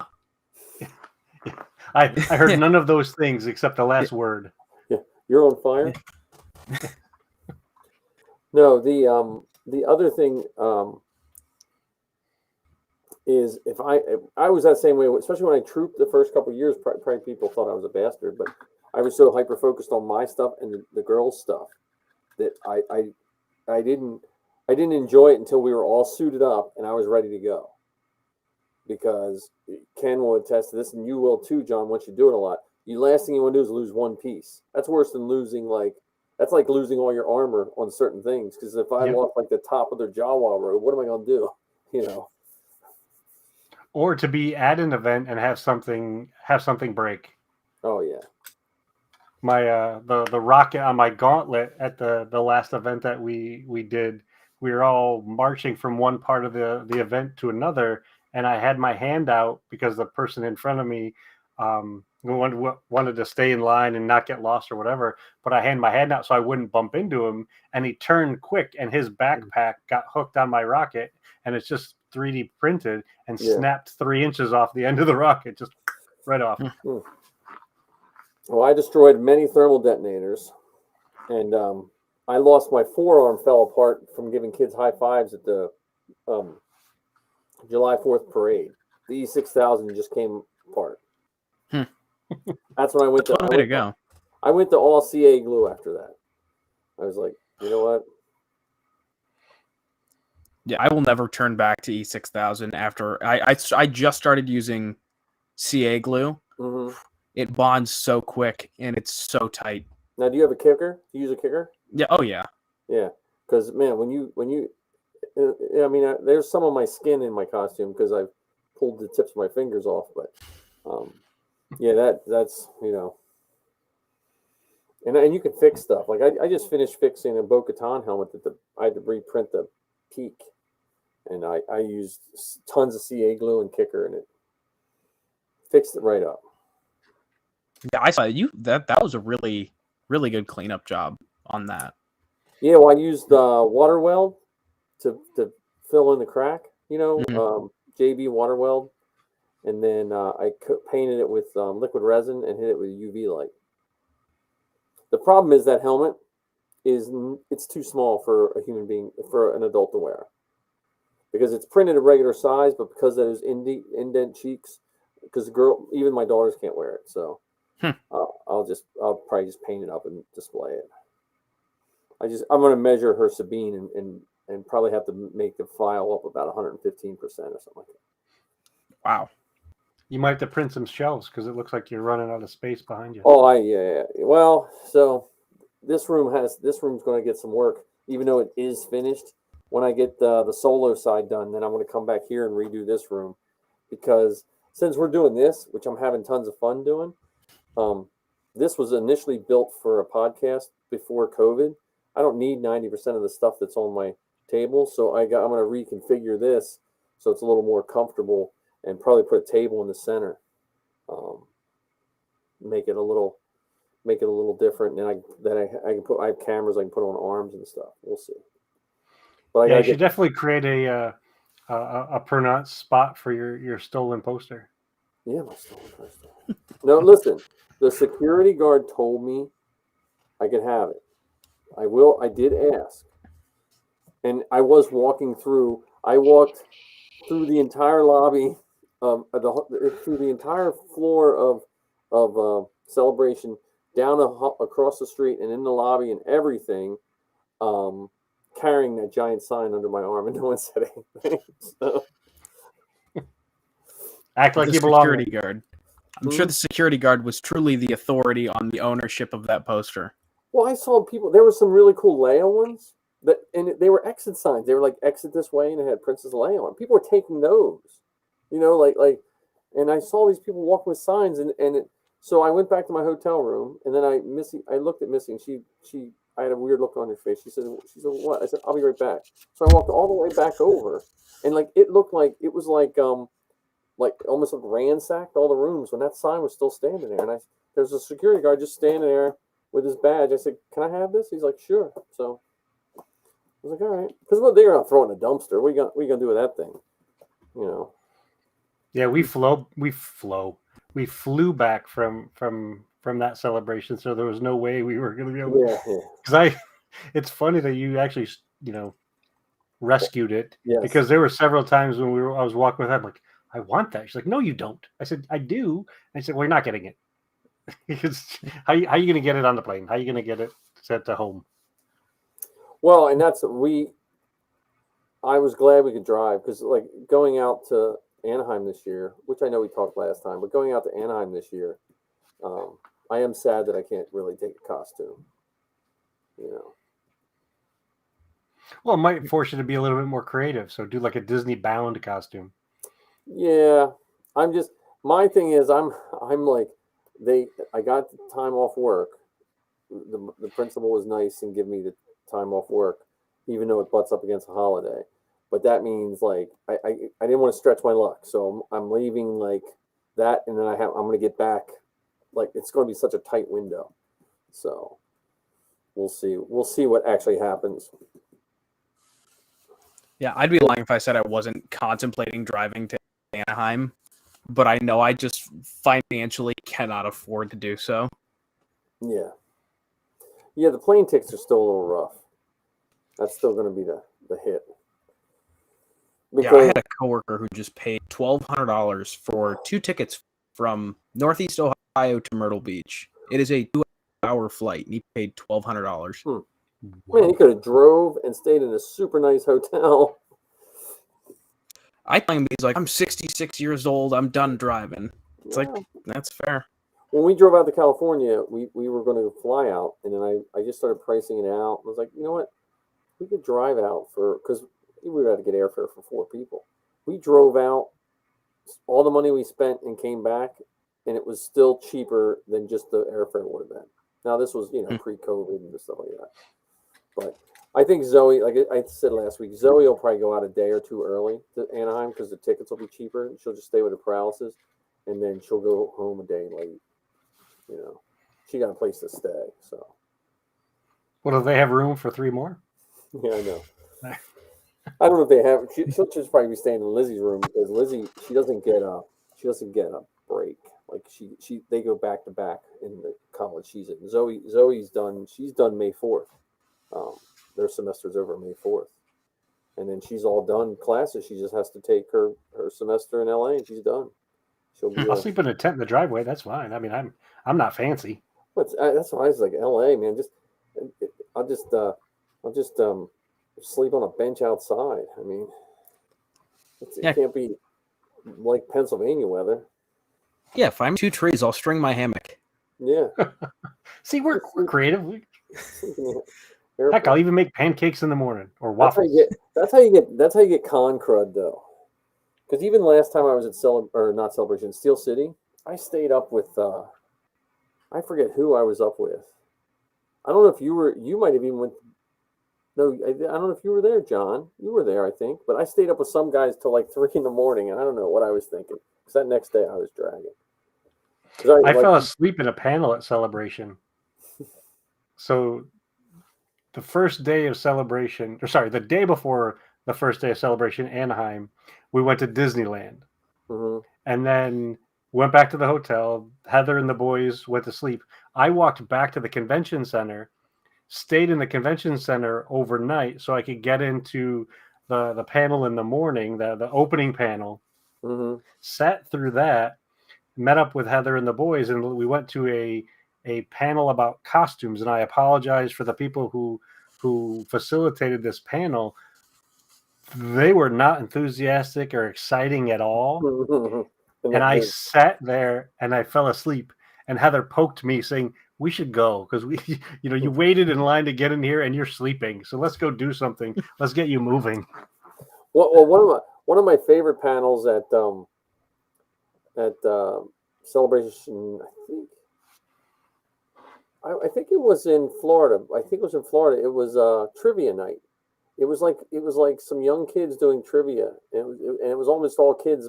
But we sat in and watched it. Me and Safi were just like wandering around, The setup for Orlando was, I didn't like it because they had all the big props by the stage. You remember that, Ken? Did you go to Orlando? Yep. So you couldn't get a picture with the TIE fighter because it was right next to the stage. The StarWars.com stage. Yeah, and so that was my only gripe. But and then it was like we were looking for loft cats. That's what I remember. We were at Orlando. Liz and Safi were looking for loft cats, and all the vendors were crammed right around that stage. So it was you were fighting to actually go and spend money. So I thought the Chicago setup was nice. Yeah, sadly, I know I'm going to sound spoiled when I say this. We only got to spend 1 day there, so we didn't get to enjoy it as much as we usually do because we were running from here to there. Yeah. The 2 coolest parts for us for Chicago was we got a picture with Paul Bettany, and we got a picture with Ahmed Best. Oh, nice. That was really, really fun. Chicago had to make Ahmed Best feel good. I hope so. Because considering the flack that he received for all those years. And then he got the show. He did get the Jedi Challenge show. Yep. Which I thought was pretty good. I wonder if they're going to do that more, do that again. I don't know. See, I think Disney has to decide. Like, I think a lot of that content that they throw up on the Disney Channel or on the on the YouTube channel, it just gets lost because I think your demographic that I think they need, like I think the Star Wars show, that show, all that stuff should have been on Disney Plus, and maybe they need to make like a free tier of Disney Plus, like you can see things without being a member, it just because that's what things are going to.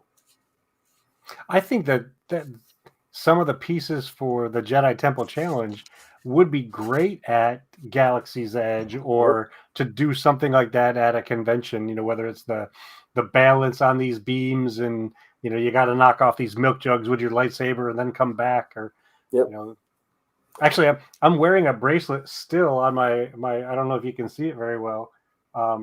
It's Forces of Change. Derek got this bracelet at Star Wars Celebration Anaheim in 2015, and I haven't taken it off since he gave it to me, other than like during my surgery and things like that. But I've worn it since 2015. Oh, that's cool. Yeah, that would be cool. I know it's weird because since I've been into 501st long enough, there was even an edict years ago that the costuming groups were not allowed to lightsaber fight with non-members. So, like, if you were a Darth Vader, you weren't allowed to like lightsaber fight if a kid came up with a lightsaber. Really? Yeah, there was a couple edicts in years past that they would do because it came from someone made a lightsaber out of glass or something and wound up breaking one. Someone made like a glass tube lightsaber. And then they challenged Vader, and when Vader swung his lightsaber, it cracked it or something. Oh, geez. But yeah, because I remember you don't have Blaster Trooper. We have Blaster Trooper where stormtroopers get shot with Nerf darts and stuff. When that started, it was called Shooter Trooper, and then they had to change the name. Lucasfilm said, yeah, you should probably not call it Shooter Trooper. So, because I remember we used to have shirts that said Shooter Trooper. But we did that one year, and Derek got so excited because I think 2 or 3 of the Nerf darts were those ones with the suction cups on the end, and it stuck to the armor. He was tickled when that happened. I used to do that a lot, and then we used to do it at Steel City, and the problem was you wouldn't get enough volunteers, and so like I got stuck in there one time for like 2 hours, just getting shot at, and I was like, you know what, I'm done for a while. A kid knocked the lens out of my mask. It's like, I'm done. With a Nerf dart? Yeah, Nerf dart. Wow. Some of those Nerfs, they were just like, they're only like 10, 15 feet from you. They're not, Not even that. It seemed like 6. Yeah. It was across one of those folding tables away. Yeah. And it can, one year I had a sinus infection at Steel City, and I was wearing my mask, and my mask sits right here. And it felt like every time they shot me, someone was poking me in my forehead. I was like, oh yeah, that's the other thing. Kids will aim right for your face, like that. Oh yeah, they're not shy. Yeah, no, it's fun. It's good. Maybe it's the money thing. I still liked it before we did any handling of money. And it kind of goes back to our talk with crowdfunding films. I liked it when we trooped in. We just did charity for the sake of charity, and charity could just be, I think when you have money being handled, that's where people can get a little weird. Well, I don't remember which state it was where the guy was from. I don't know if it was New York or Pennsylvania or New Jersey, but there was this guy who had a big Star Wars collection. Different costumes, and I think he had like a full-size speeder bike and things like this. And he went around to different events claiming to raise money for different charities and then not giving the money to charities. Oh, jeez. At least that's the rumor I remember not too long ago. I've heard of that, and I've heard of like the 501st got rid of some people for that same thing because they started collecting money, and then it'd be like, okay, we collected X amount of dollars, let's give it to charity. And then people were like, okay, well, look, it started out with, look, let's just buy everyone lunch that was here today, and then it started out with, okay, let's help people with their gas money. And then eventually, and then they just said, no, you can't. Because when I started, all you did was we collected toys. We didn't do anything else. We did have we had a request for a wedding though this week. So wow. We don't do weddings in Korea, but I told the woman, I said, just send me a message, and I said I might be able to get you some people. Or you just hire Marty. He takes his R2 to weddings sometimes. Oh, really? Yeah. That's awesome. When he's a photographer. Yeah, I'm muted for birthday parties anymore. Yeah. Yeah. As Din? Except for yeah. Yeah, I was actually, funny story. I was at work today, and one of our receptionists came up to me and was like, "Hey, I found you on TikTok today." I'm like, "Okay, all right, how's this going? How's this conversation going out?" Where is this going? And so she's like, "Yeah, I saw your Mandalorian suit that you've got. I'll have to keep your number so you can come to my son's birthday party in August." I'm like, "Okay."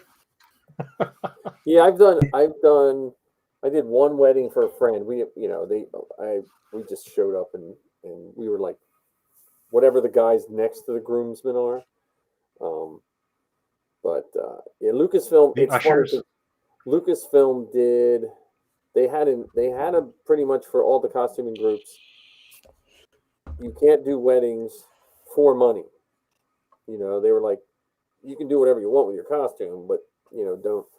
And so some of the groups actually said, no, we don't do weddings at all because of that. But yeah, Lucasfilm, again, for the costuming groups and for the fan films, they're pretty nice with what they let people do. So yeah, the fact that you can even go out and buy costumes just regularly now. I mean, like, yeah, personal experience, like my Walt kit was extremely simple. It was, I messaged him on Facebook, how much is this with shipping? All right, cool. Here's your PayPal invoice. It'll be out there in 8 to 10 weeks. Well, and that's even Imperial Outfitters, they get called and do a lot of the costumes for the Lucasfilm events. Like they used to do all the stuff for Rebels. Like they would do the Rebel drivers, the with the tank looking helmets and the mask. They did all that, and they would appear. And I think when Lenovo started selling costumes, I think that was almost like proof positive to Lucasfilm that it's probably not worth selling your costuming license to, because the average person, if you bought an Lenovo's kit, you're not going to be able to put that together. I'd still like to have an Lenovo's kit. I got two. I want to Did put you one order one, together. Mike? I got one. I ordered one, and then I was at an event and I won one. What? I have two. I have two unopened kits. Hey John, you want a Lenovo's kit? Right. I know where there's one. I think it were $350 when those TK kits came out. So when they first announced it, right, I saw $350 and I was like, that's probably garbage. So I sent the link to Marty, because Marty will tell you if it's garbage or not if you ask him. And so he's like, I sent it to him, and about a day later he gets back to me. He's like, I'm buying one. I was like, okay, well I'm buying one too, So I ordered it like right when it came out, and I got it.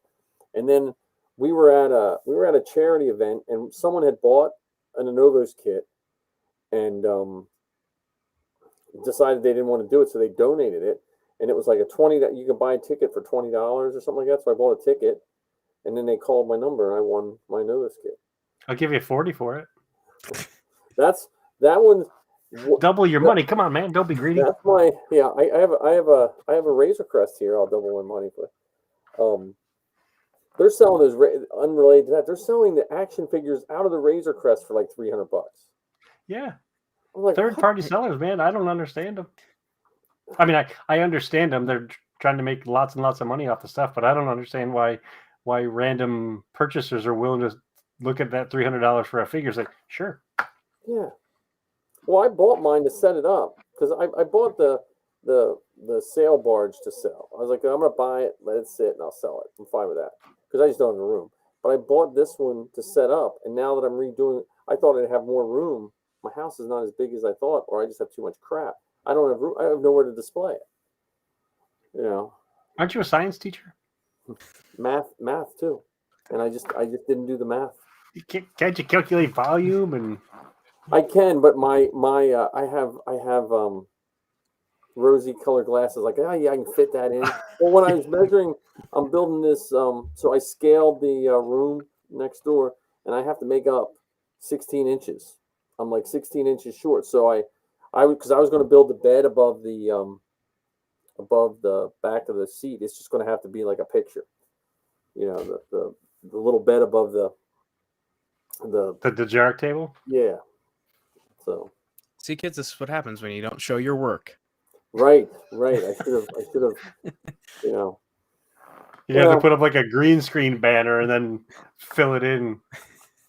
Well, because I need one more thing to do. I'm trying to figure out how to make. You know what a Murphy bed is? Yep. I'm trying to make a Murphy cockpit of the Millennium Falcon. So in the side that's the Falcon, I'm going to have a blank wall, but I don't really have any room in there to do anything. But I was thinking if I made a Murphy cockpit that would fold down when we want to be sitting in the cockpit for pictures or something, and it'll fold down and it'll bend out and it'll have the frame to the windshield and everything. Yeah, that sounds like a very high-tech pop-up book. Yeah. That's what I'm going to try. If I get, which I never will, because I got like 50 million other things I got to finish first. So, but that's like, well, if I'm, 5 years from now, if everything's done, I'll do that. But yeah. Oh yeah, because I don't see any more Star Wars coming out in 5 years, so there'll be no new costumes, no new variations of Sabine Wren to worry about. Oh yeah, well, Sabine's going to keep me busy for a while. And my Boba Fett's still not done because ever since they showed Mando on Boba Fett, now I want to go back to working on a Mando costume. That when he appeared on that show, it made me realize how much I really like him.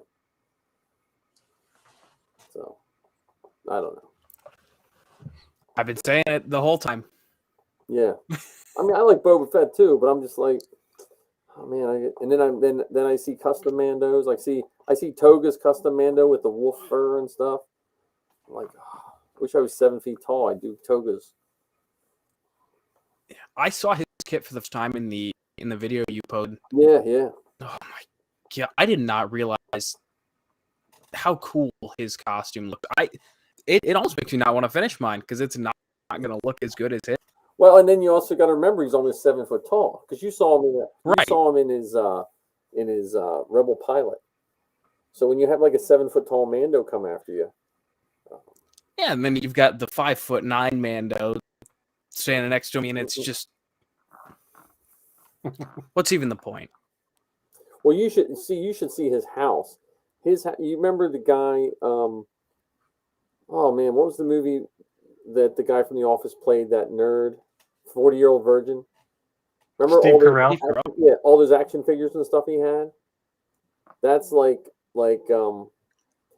Toga's house makes your house, John, look empty.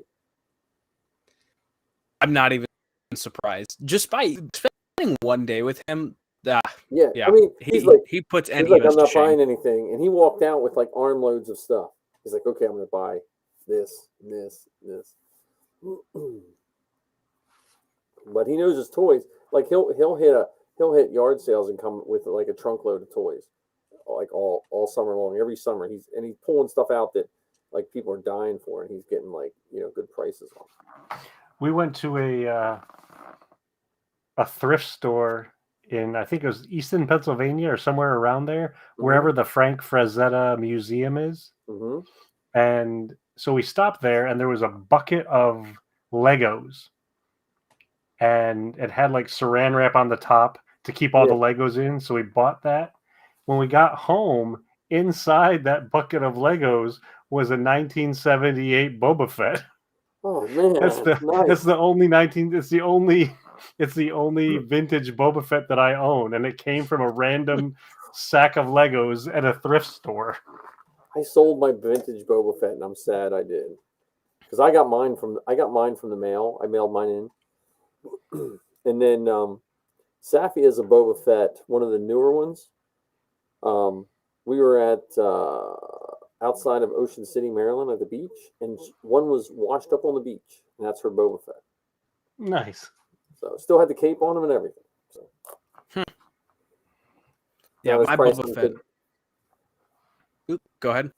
No, I was going to say there's probably some kid telling that story how he lost his Boba Fett. Right. Yeah, my Boba Fett is obviously because like I don't play with toys as often. Yeah, yeah. But yeah, mine is in our safe because that was the first Star Wars figure that I got. I was probably I don't even know if I was 4 or 5, but I just remember opening a bunch of Star Wars toys on Christmas morning. My vintage Boba Fett was the first I got. Nice. And then I have the re-release from the early 2010s, late 2000s of they remade the rocket firing Boba Fett. Oh yeah. You send out so many UPCs and they'll send you the rocket firing Boba Fett. I still have that in the original shipper right next to my vintage Boba Fett in the safe. Yeah, I remember cutting out the little circles, sending them in. Got my Boba Fett. I had them for years, and then when the girls were little, they weren't into the old figures. So I wound up selling all my old stuff on eBay and just giving them the money and buying them new stuff. Because when the Clone Wars was full steam ahead, they were having 3 and 4 new figures a week. You'd go and there'd be new figures. So. And that was fun. I like the new Jawas better than the old Jawas because they had that little lens on their head where the eyes would glow. So, and the Tuskens had a pretty cool, came with a cool bantha. The one Tusken did. It was actually furry. Yeah. Mm-hmm. Now you remember when they had the bigger figures that came out in the 90s? Remember they made the furry Chewbacca? Oh, he was terrible. He just and that was right about when you had to pretty much go to every store in the world to get the set, because you could get like the Han on a Tauntaun at Walmart and Luke on a Tauntaun at Target, and Luke on a Tauntaun with a Wampa at like FBO Schwartz or whatever, you know what I mean? Like everyone had it. You had to go around to all these stores to even, and that's when I was like, I can't, because we didn't have half the stores around here. Yeah, I've got a special place in my heart for those 12-inch figures. There's a place around here that you can still get them for about $20. Most of them. Wow. Called Just Press Play. It's like a GameStop, but they buy collectibles too. So their boxes aren't mint, but you can between $19 and $29 they have most of the regular ones. Like I was just in there, they had like Luke and Obi-Wan for like $25 or something like that. There's a vintage store not a vintage store. It's one of those ones that has different booths from different vendors and stuff like that. And they have 2 speeder bikes, one with Luke from Endor and one of Leia from Endor, with the 12-inch figures. You can go up to Jordan's shop and get some. And his price wasn't that bad. His price was like $49. Wow. Okay. He had Leia and Luke on the speeders. Because some of that stuff's weird. Like it's like that stuff goes in waves. Like I have the Dewback and the Sand Trooper. Mine's open. I don't even know where the box is. But I have the big. Dewback was also one of my favorite. The old toys. I never got a Dewback, but I always thought that was cool because the feet went down in it and it looked like it had, you had leg things on. Looks like he's really riding it. Yeah. There was some weird plastic though, because like my friend had a Dewback and the side of its head cracked, and so its one nose hole was really big, and we would stick like blasters in there. Well, they didn't have like the yeah. I still like the open belly Tauntaun that they had with the rubber slit on the belly. Yeah, that is probably one of the hardest things I have ever hunted for, to try and find one, because they're so rare anymore. Yeah. Well, I had the Yoda with the orange snake, and I don't even know what happened to him. He's probably out in the woods somewhere at my old house, because I used to take him out in the woods and play. And he was little, man. He was like, but anyway, so fan films. So yeah, we should get back to it. We should finish up with our fan film. You know, these at least 3 people that have been hanging with us for 2 hours and 4 minutes, which we really appreciate. We get off on a little tangent here. We're getting better at this. You know, this is only what, our 3rd week. You know, we don't even have a name of what we're doing. We still don't have a name. We have all this beautiful real estate where I can put a caption or a graphic, and we don't even have a name. So, you know, yeah, Arc 77 is still with us. But yeah, I mean, so I don't know if we want to do a fan film thing next week, but no, you know, or whenever we do this next, I'm assuming next week, but you know, Wednesday seems to work out best for it. I don't know about you guys, because Thursday sucks at work anyway, so what's the matter if I'm a little tired? But I wonder, like, I think next time we do fan films, I think we should watch Matt's. Or at least bits of it. Yeah, absolutely. Yeah. Because that's the one we're all going to be promoting here shortly. Right. He seems to be moving, compared to other films that I've seen, you know, people working on films and stuff, he seems to work pretty fast on getting a turnaround. So, you know, so. One of the beautiful things about now is they can put fan films up on YouTube. I mean, there's got to be dozens and dozens of them up on YouTube at this point. Yeah. You know, and some of them are just incredible, where they have, you know, Star Destroyers and, you know, lightsaber battles that put the original film to shame. Well, yeah. Well, I would say watch his, but the other one would be Pink 5. Have you ever watched that? No. Pink 5. So it's the first one's the best. I think it's a series of 3. I think there's 3. But Pink 5, I would highly recommend at least the first one. It was hard to find for a while because they were one of those people that were trying to sell it, you know, and so they kind of scrubbed the internet of it. So I don't know if it's even. I don't even know. Let me just check. I don't even know if you can still find it.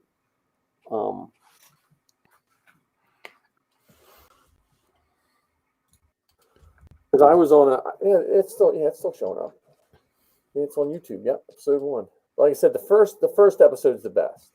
The other ones are good, but you know how like sometimes the first episode is always good, and the rest go downhill. It's definitely that.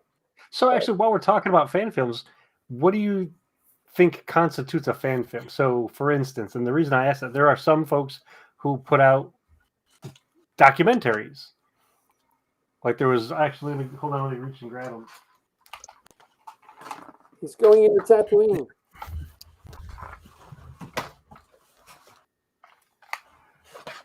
So, like Star Wars versus Star Trek, Jedi Junkies. Oh, that's on. You know what? There's some guys in our garrison on Jedi Junkies. Plastic Galaxy. Yeah. Star Voids. A Galaxy Far, Far Away. So these are kind of sort of like documentaries, but made by fans. And then there's the ones where it's an attempt, kind of like Matt's, an attempt to create a movie that could very easily get tucked into and fit into the Star Wars galaxy. So which do you think is more of a fan film than the other? Do you think they both fit in that category of fan film? Well, it's kind of apples to car doors there, really. It's because they're two very different things. However, I believe that they're both fan films because they both achieve the same thing. They are getting Star Wars out to the masses without going through Lucasfilm. Right. Well, and like if you asked me that, when we were talking fan films, like Junkies one and those they never came to my mind, just like the Hardware Wars never came to mind. But then after you think about it, the same what John said, then I would consider them fan films. And what's nice is I think the was it Star Wars Junkies or whatever that is? Jedi Junkies. Jedi Junkies is on Amazon. You can watch it on Amazon. Oh, really? Okay. Yeah, and some of those document, like I have one. Have you ever heard of Heart of the Empire? It's a documentary done on the 501st. No. And it's really good. It's long. I have it on DVD somewhere. Like I bought it. You could only buy it in Australia. And so I had to buy it, and it'll play on my computer, and it'll play on my one old DVD player, but it won't play due to whatever codes on. Oh, okay. You know, the regional codes. Regional codes, but I think my Blu-ray will play it, but my one DVD player would, my one DVD player wouldn't. But that was another fan film, and I think the reason it didn't get distributed in the United States was because of some of the copyright stuff. You know, so it's a good movie. It would be, especially John has an interest in the film, he would probably agree if he saw it. It suffers from someone not knowing how to edit. You know, sometimes more is not better. You know, like they could have probably knocked, like, I don't know if they let some people ramble a little too long. Like it was a positive one, and then there was one like mildly disgruntled guy, and he just kind of kept saying the same thing. I'm like, okay, don't give the disgruntled guy like 20 minutes to say the same thing over and over again. But yeah, I mean, there is, if you go to Amazon and search Star Wars or on Amazon Prime, and you search Star Wars or George Lucas, there's a bunch of like fan films. I don't know how fan films get on Amazon, if people just can post them up and how that works, but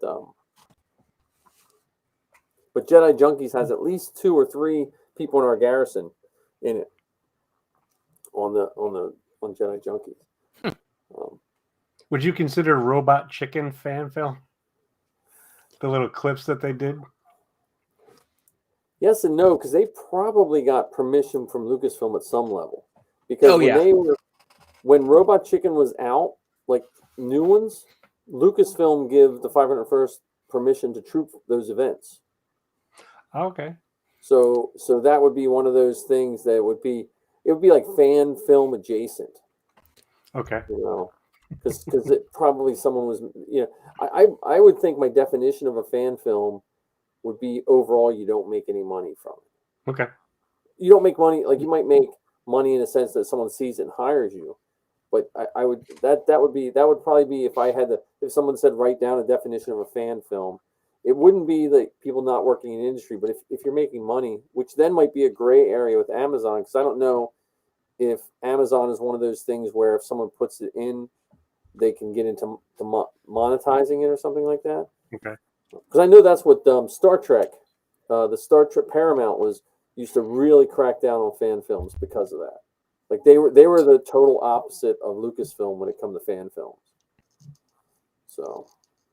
Yeah, with Robot Chicken though, before we get too far off the beaten path here, they did work with Lucasfilm. Yeah. Because the first Star Wars special that they did, George Lucas actually voiced himself in it. Oh, okay. When he rode the Tauntaun? Yeah. And then they had a like a live action skit with George Lucas and Seth Green and one of the other writers. Where George Lucas, yeah. So they worked with Lucasfilm. Yeah. On all 3 of those. I just remember back because in the early days of the 501st when I was in 07, but even a little bit before then, Lucasfilm was up until the Rose Bowl parade, which I think was 2008. Lucasfilm was very reluctant to kind of acknowledge the 501st and any of the costuming groups, and until George Lucas saw them at the story goes until he saw them at the Rose Bowl and realized how cool they were. But I do remember our guys were doing Robot Chicken events because I think Robot Chicken was on Cartoon Network. If I remember correct, or Adult Swim, right? Adult Swim. Yeah. And that was the first distributor of the Clone Wars. Both the first animated one, the 2D, and the initial couple seasons of the Clone Wars, because it was like impossible to find out when it was on there for a while. So. Do you But think I we'll have- ever get Star Wars Detours released? Yeah, I don't know. That'll be when they're like they'll surprise us. It'll just show up like the holiday special. Oh, Yeah. Here, this goes back to our fan film. Let's see. This it's a Super 8 This of is Super the 8. original Star I have Wars. a projector, right? I have a projector for it, and this was released in, I forget the date. This was released in '77, right? Let's go back. Oh, it's But my films. Huh? It's Ken Films. But it's when you watch this, it's funny because it doesn't have it on here. It'll give the credits, and it gives the credit for John Williams for the music, even though technically it's a silent film. Right. And in this film, if you watch, like, say you went in 1977, you wanted to see Star Wars, and your dad was too cheap to take you to the movie, so he brought you this home to watch. It starts with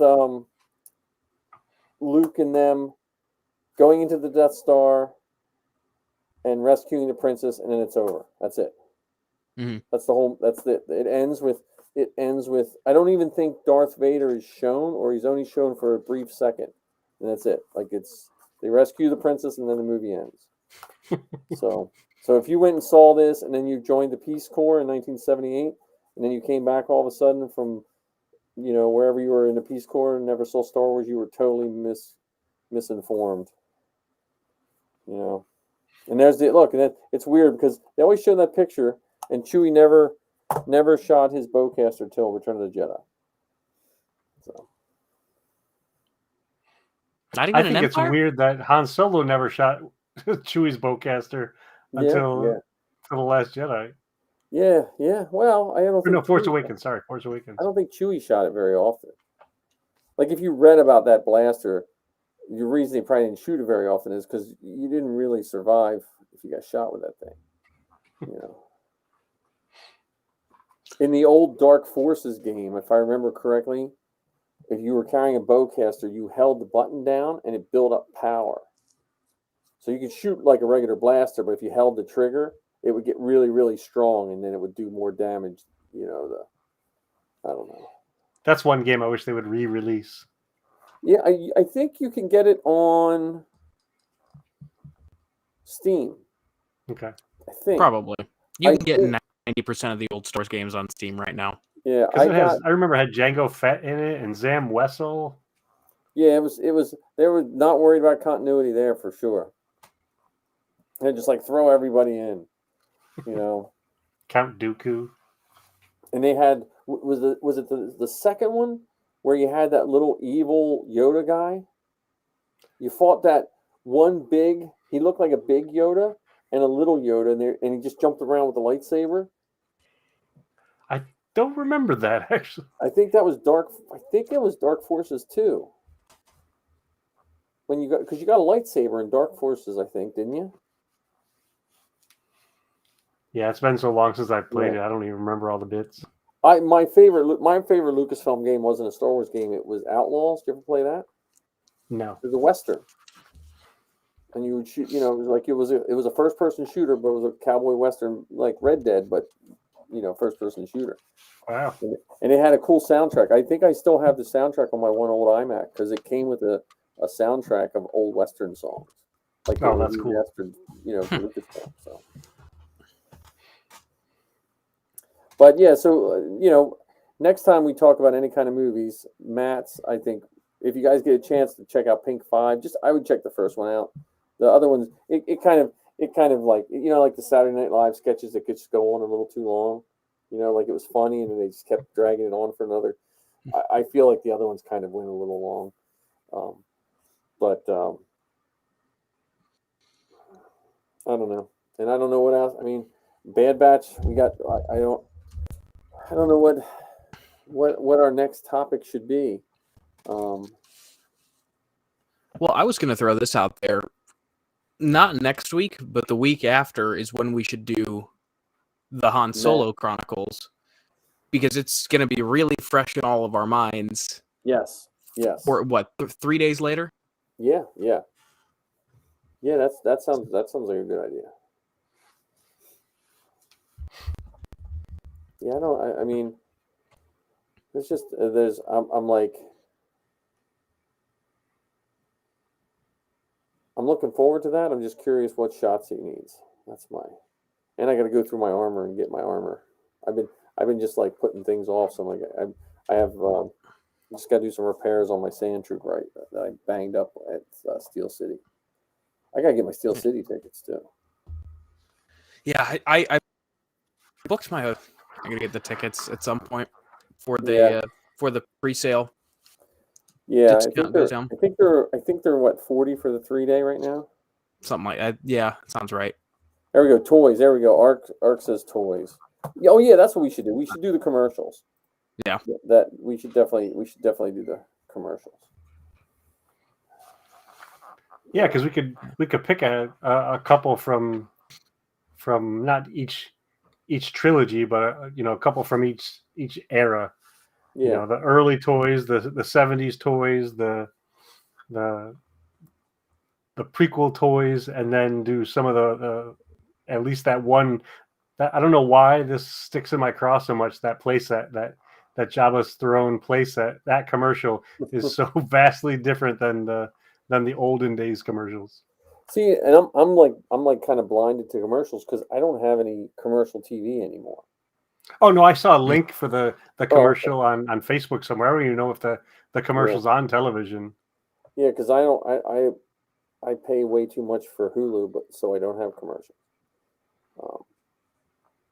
Yeah, you know what'd be neat is I got to search for the commercials for the Clone Wars toys because I can't remember if there was many commercials for the Clone Wars toys. Now that I think about it, I'm pretty sure there were.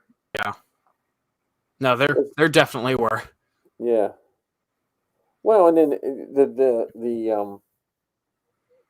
someone said review what you grew up with. It'd be the review. I'd like to talk about the toys I knew I was never going to get. Like I knew there was no way I was ever getting a Millennium Falcon. Well, did either of you have the Star Wars swing set? No, jeez. No. Oh, wait a minute. Was it what was the one? Is that the Endor one? Yeah, the one where there was a speeder bike swing and there was a like a tower turret or whatever that was where the slide I think came down. There was no chance in God's green earth that I was going to get the Star Wars swing set. Well, that ranks right up there with the giant Millennium Falcon inflatable that they make now. That $7,000 inflatable. What? I haven't heard this. Yeah, no, it's because what is it? Falcon. I gotta show you this now.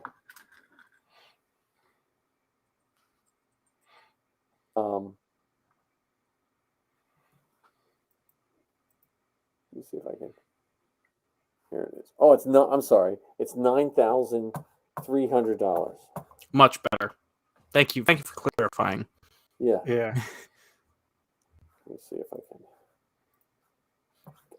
Oh, here we go. Falcon Experience. I see. Yeah. It was $11,500. Yeah. Oh, it's on sale. Yeah, because it was that $2,000 more that was keeping me from getting it. Yeah. Do you think they accept coupons? It's like, what the hell? Yeah, you think Honey works? Look, there's the hollow chest table right there. Well, this is what's wrong with me. When that first came out, I was like, okay, so like if I buy this with like 6 months, same as cash, how many times would I have to rent it out? Yeah, but wait a minute. Look at the recommended add-ons. I know. So you don't get the blower with it. You have to get the two blow. Is that you don't get the two blowers. Well, I don't know what an impact mat is. Transporter, 4-wheel brake. What? It's probably like a wagon that you would carry that thing around in. Wire sandbags $160. I know. Do they come with sand? They better come with sand and someone to carry them for me. Yeah, but imagine the shipping on Oh, it 10 comes with an inflatable hard sandbags. shoe. See, now I'm gonna buy it. Well, play the video. Let's see this. Oh, wait a minute. Where's it at? Where's the video? It's above. It's right below the. Oh yeah, there we go. See what we're missing.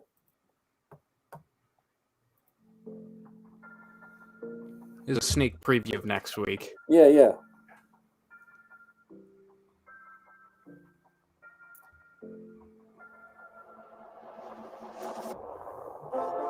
And it came with a Chewy.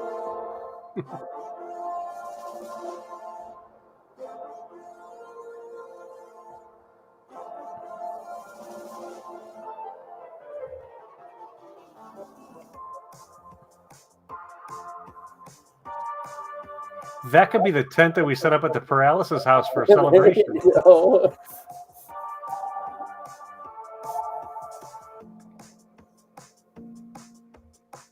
No, I wouldn't be in there with a lightsaber, punch a hole in my $10,000 lights in my $10,000 Millennium Falcon. There's no cape closet. Right, but look, there's that bed I can't put in my room. Ark says we should all put $2,000 each and then just rotate it around. It would just, we could timeshare it. Yeah.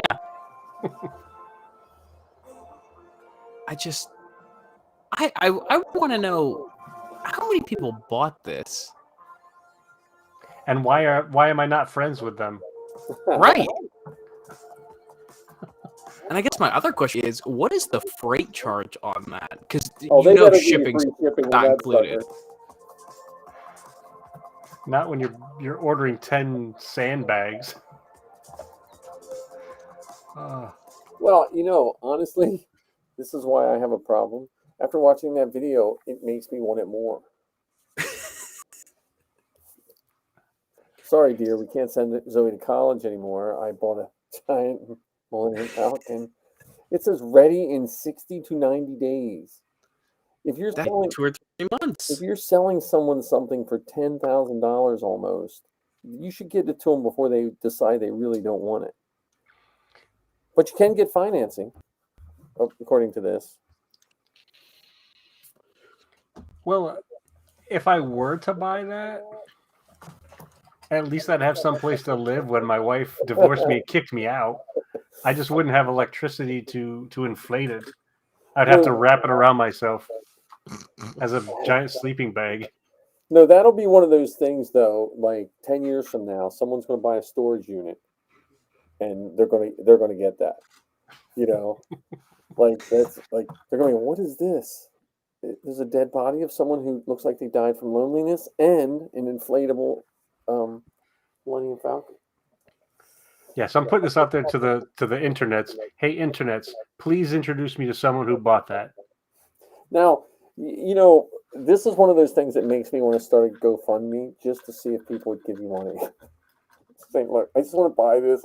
I have no qualms with just taking someone's money to buy a Millennium Falcon. Yeah, I mean, I don't like. Is there some? Can you get it on AliExpress? Like the right hand, like the door's the wrong size or something.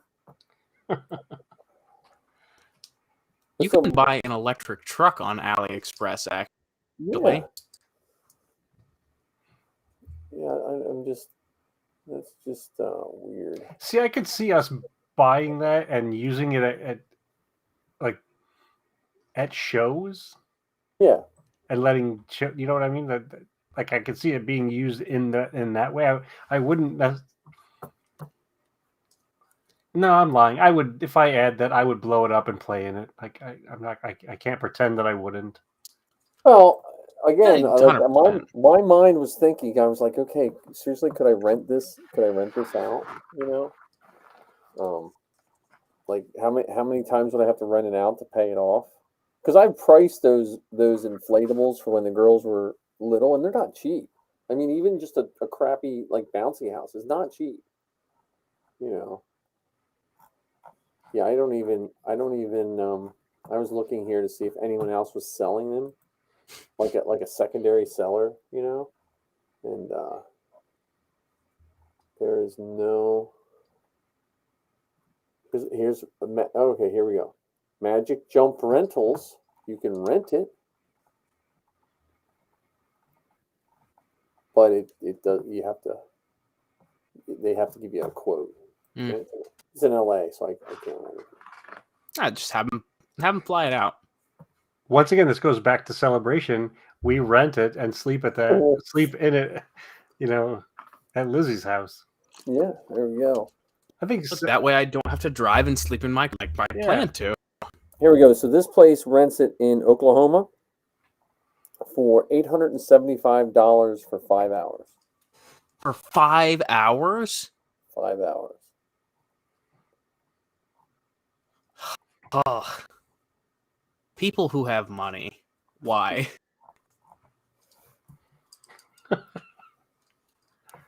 Well, honestly, depending on where you live or where you're at, if you had a child who really wanted a Star Wars birthday party, even if you didn't have money, if you could somehow do it, $875 is doable. You know what I mean? For one birthday party, I'm not so certain. Well, I'm just saying, depending, and maybe it's just because of just being a teacher and all.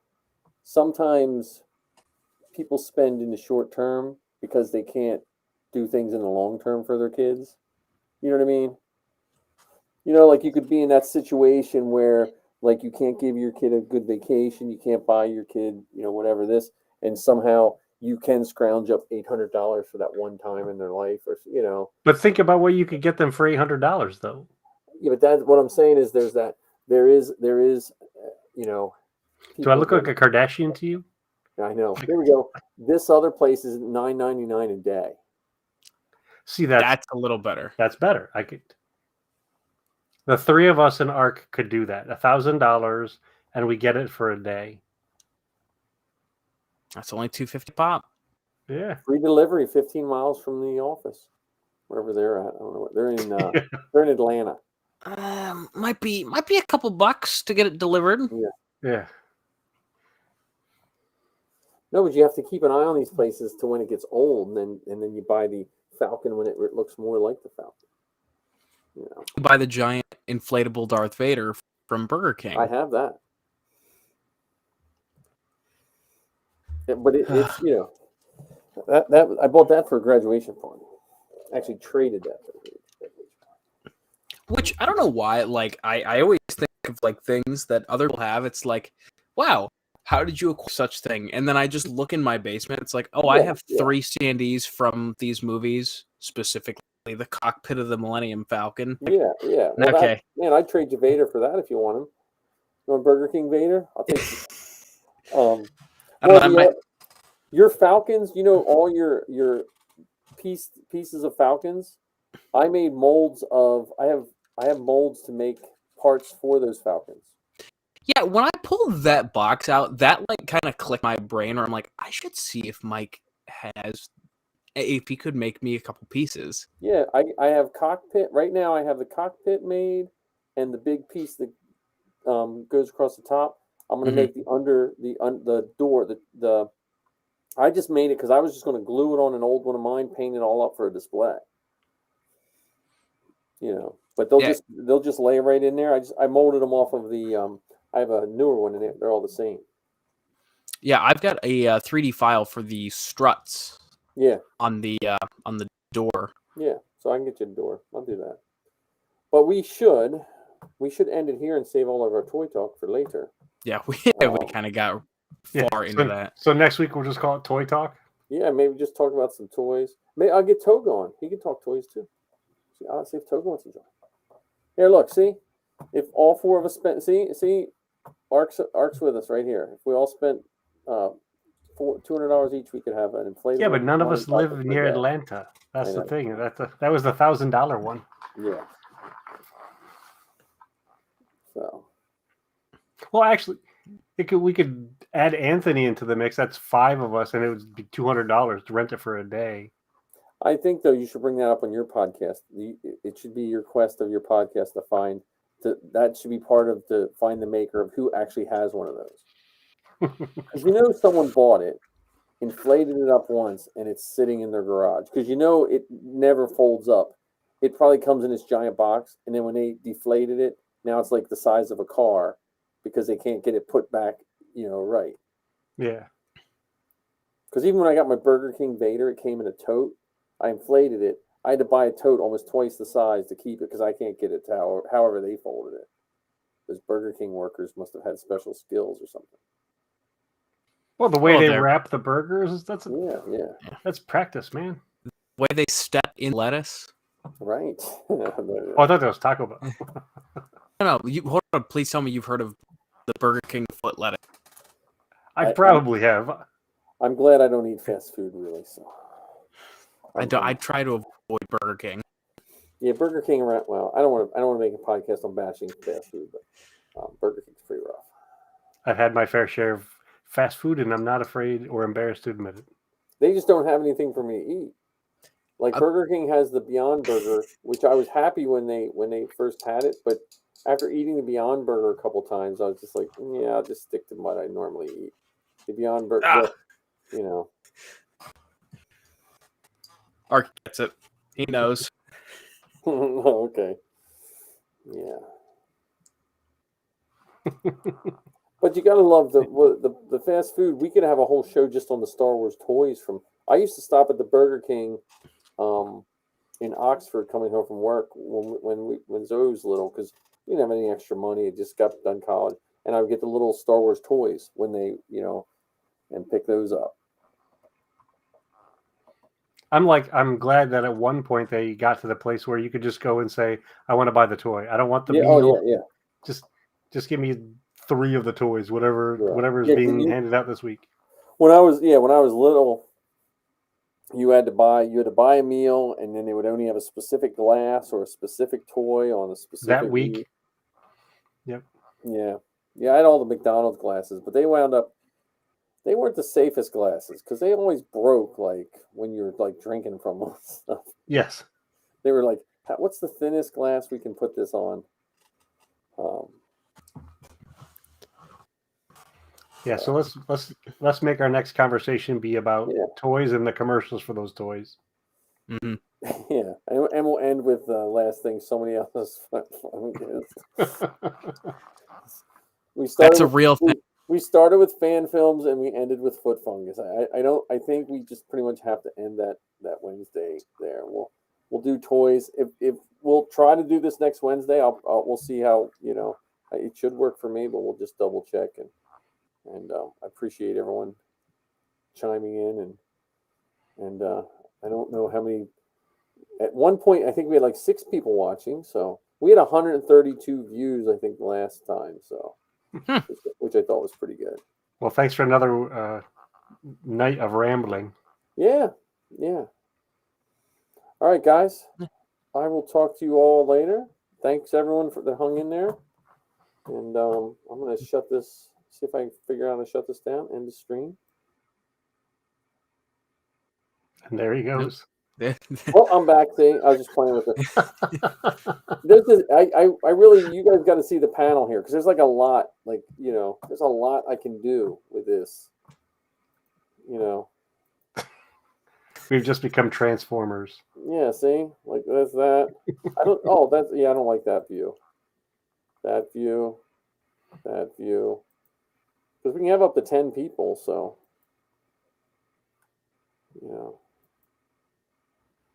I don't know. I feel like a lot of these are just like let's make Mike as big as we possibly can, and everyone else as small as possible. Well, that's what. See, I'm wondering if I can change that. Like, I wonder. See, I have. So or would it change based on the speaker? So if John's speaking, his screen becomes the focal point. So I can do this too.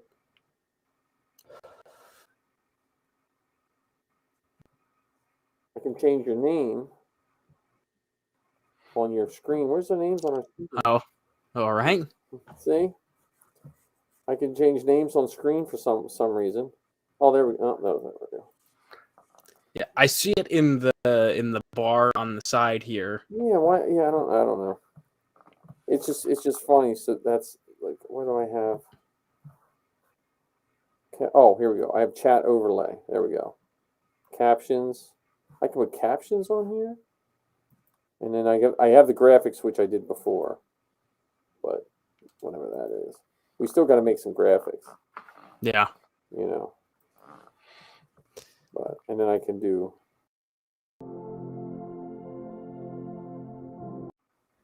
What I don't know. That was I'd like to interesting. change this background, this blue and purple, but I don't see anywhere I can change that. Oh, there it is. Wait a minute. I just scrolled down and found a whole nother. Oh. And it looks like I can add. Oh, see, I can add a graphic now. Okay. All right. Well, now I got something to play with. Where did you get that audio that you sent to me last week? I made that. Oh, you did? Yeah. Yeah. Did you use the TikTok the text to speech? Yeah, I used the TikTok text to speech. Then I took that and I threw it in GarageBand, and then I chopped it up, spread it out, and then I tried to sync the music to it. But how did you get it to sound like C-3PO? That's a TikTok thing. So I made a TikTok with it, but I didn't publish the TikTok. And then I exported the TikTok, threw it in GarageBand, I pulled out the audio, and then I put the audio back in, split up the audio, and tried to match it up with the song. But you did that like in less than 30 minutes. Yeah, well, that's how it's I know. Mike. There was 30 minutes. Are you a wizard? Like, what the hell? No, see, I learned how to do stuff that with very bare minimum. So when I actually have stuff that I know what to do, I was like, oh, I can do that. Because I used to have I'd be on live, and then Caden would mention something, and then I'd make it in 3D print it before the next day. So that's funny. Here I have my look. I think I can move. Does it let me move people? Oh no. Oh, it looks like I can rearrange. So I wonder. Yeah, so I can. There. See? Oh, gotcha. Just give everyone, their time in the spotlight. Yeah, but no, I gotta find that. The problem is this computer is an old Mac that I have down in the studio, so I don't have all my photos on it. But I gotta look for the photo of us in the film shoot and make that our background. So I don't know. Oh yeah, that's it. Oh, yeah. Speaking of which, I do love Restream. I really like it. So yeah, this seems to be very, very intuitive and very easy to use. Yeah, and it doesn't take a lot of processor speed. That was my biggest worry. Because even Facebook can crash your computer the way it runs. There's even a private chat here, which I don't even understand. Yeah, which I've considered using it every now and again. But Where does that go to? Does that go to each of you? Yeah, that just goes to us. Okay. Oh, okay. Well, that's good. I'd like to try with more people. So I'll say something to Toga. Yeah, there we go. Yeah. Oh yeah, I got to change your name back. Change John's name to I Love Jawas.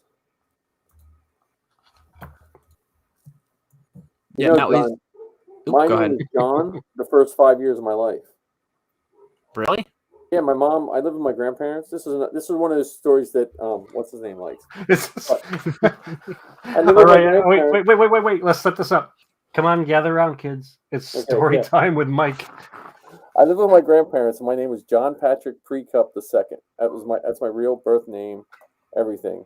And probably a week before kindergarten, my mom stopped by and told my grandmother, "Oh, we changed his name to Michael David Hinton," and so that is a far cry from where you started. Say your original name again. Slowly. John Patrick Precup, Prekup, II. Okay, that's my name. I named it after my dad, who was not a very good person. And then my mom remarried and had a step. My stepdad's Hinton, so my name now is Michael David Hinton. But it was right before kindergarten, so I misspelled Michael for the first 2 years of school because I had practiced all summer writing out John. And up until when I was still living at my old house, which was where I grew up, I still had people into my 30s still calling me Little John. But yeah, my name. So, And I can't remember names to this day. Like, it's terrible. I feel bad for my students. I have a hard time remembering names because of that. Remembering their names or remembering your name? No, their names. Like, I'm maybe no, but their names. Like, I don't answer to John. If someone yells John in a room, I don't turn my head or anything. But Okay. yeah, you would, of course. But and then I have a brother. I have a younger brother that I met. I was probably in my 30s when I met him. His name is John Patrick Precup Jr. So my dad named I was the second. And my dad named his other son Junior, who he's about 10 years younger than me. Wouldn't that make one of you the third? Well, I guess since my name got changed, legally changed, I don't exist as John Patrick Precup anymore. Right, and Junior and Roman numerals, two completely different things, technically. Yeah, but Okay. that's the story of my life. That's one more thing to throw in the pile. I'll have to tell that to Anthony. He'll just run out of the room. I didn't think I'd have a good story today, but somehow when I was changing John's name back, it clicked that memory. I was traumatized. No. Ken is speechless. No, just like, how does one top that or follow that up? I mean, the closest that I have to that is a few years ago, I learned that my grandfather quit high school and ran away with the circus. That's an awesome. Now, see, that's an awesome story. Legit ran away with a circus. He served as the monkey tamer and the human pincushion.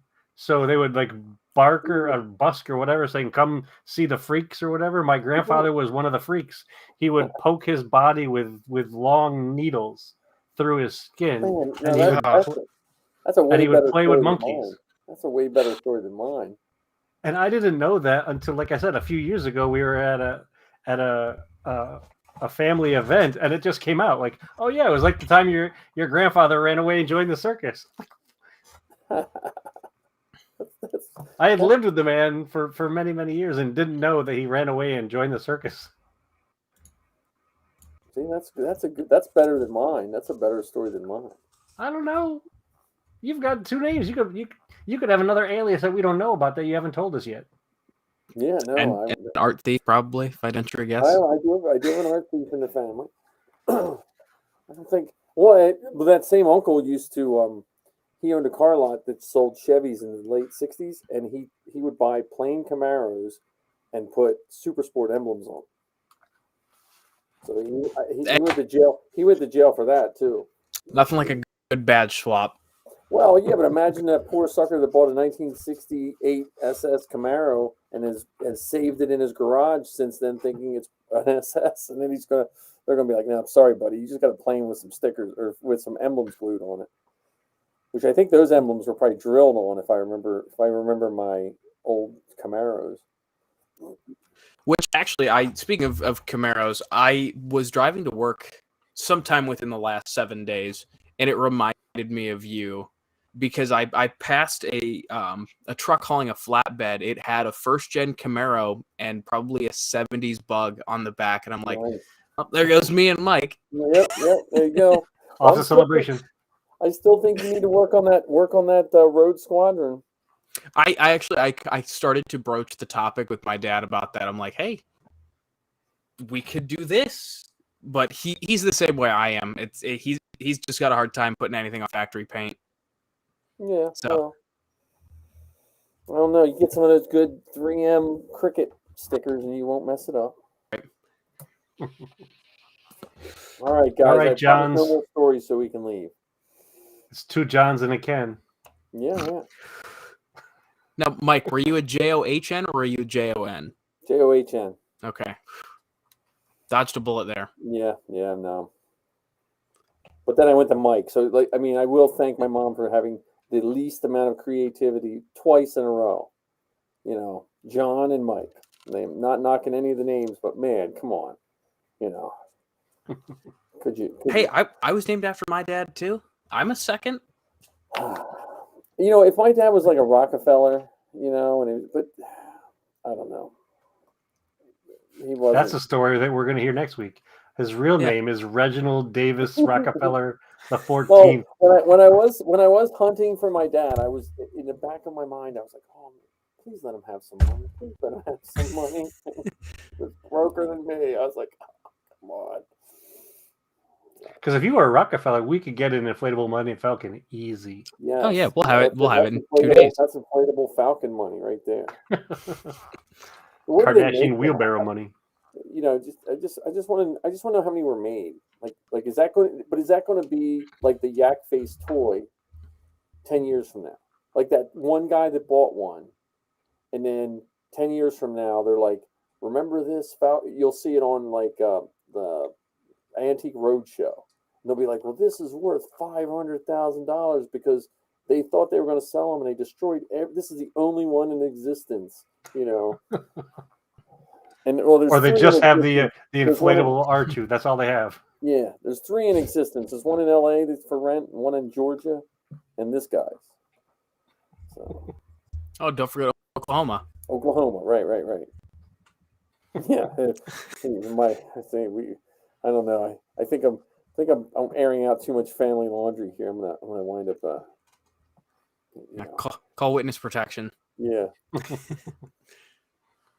All right, gents. I'm going to let you all go. I promise I'm going to keep my mouth shut so we can get out of here. Have a great night, guys. Thank you so much. Yep. Talk to you guys later. Care. Bye. See you later.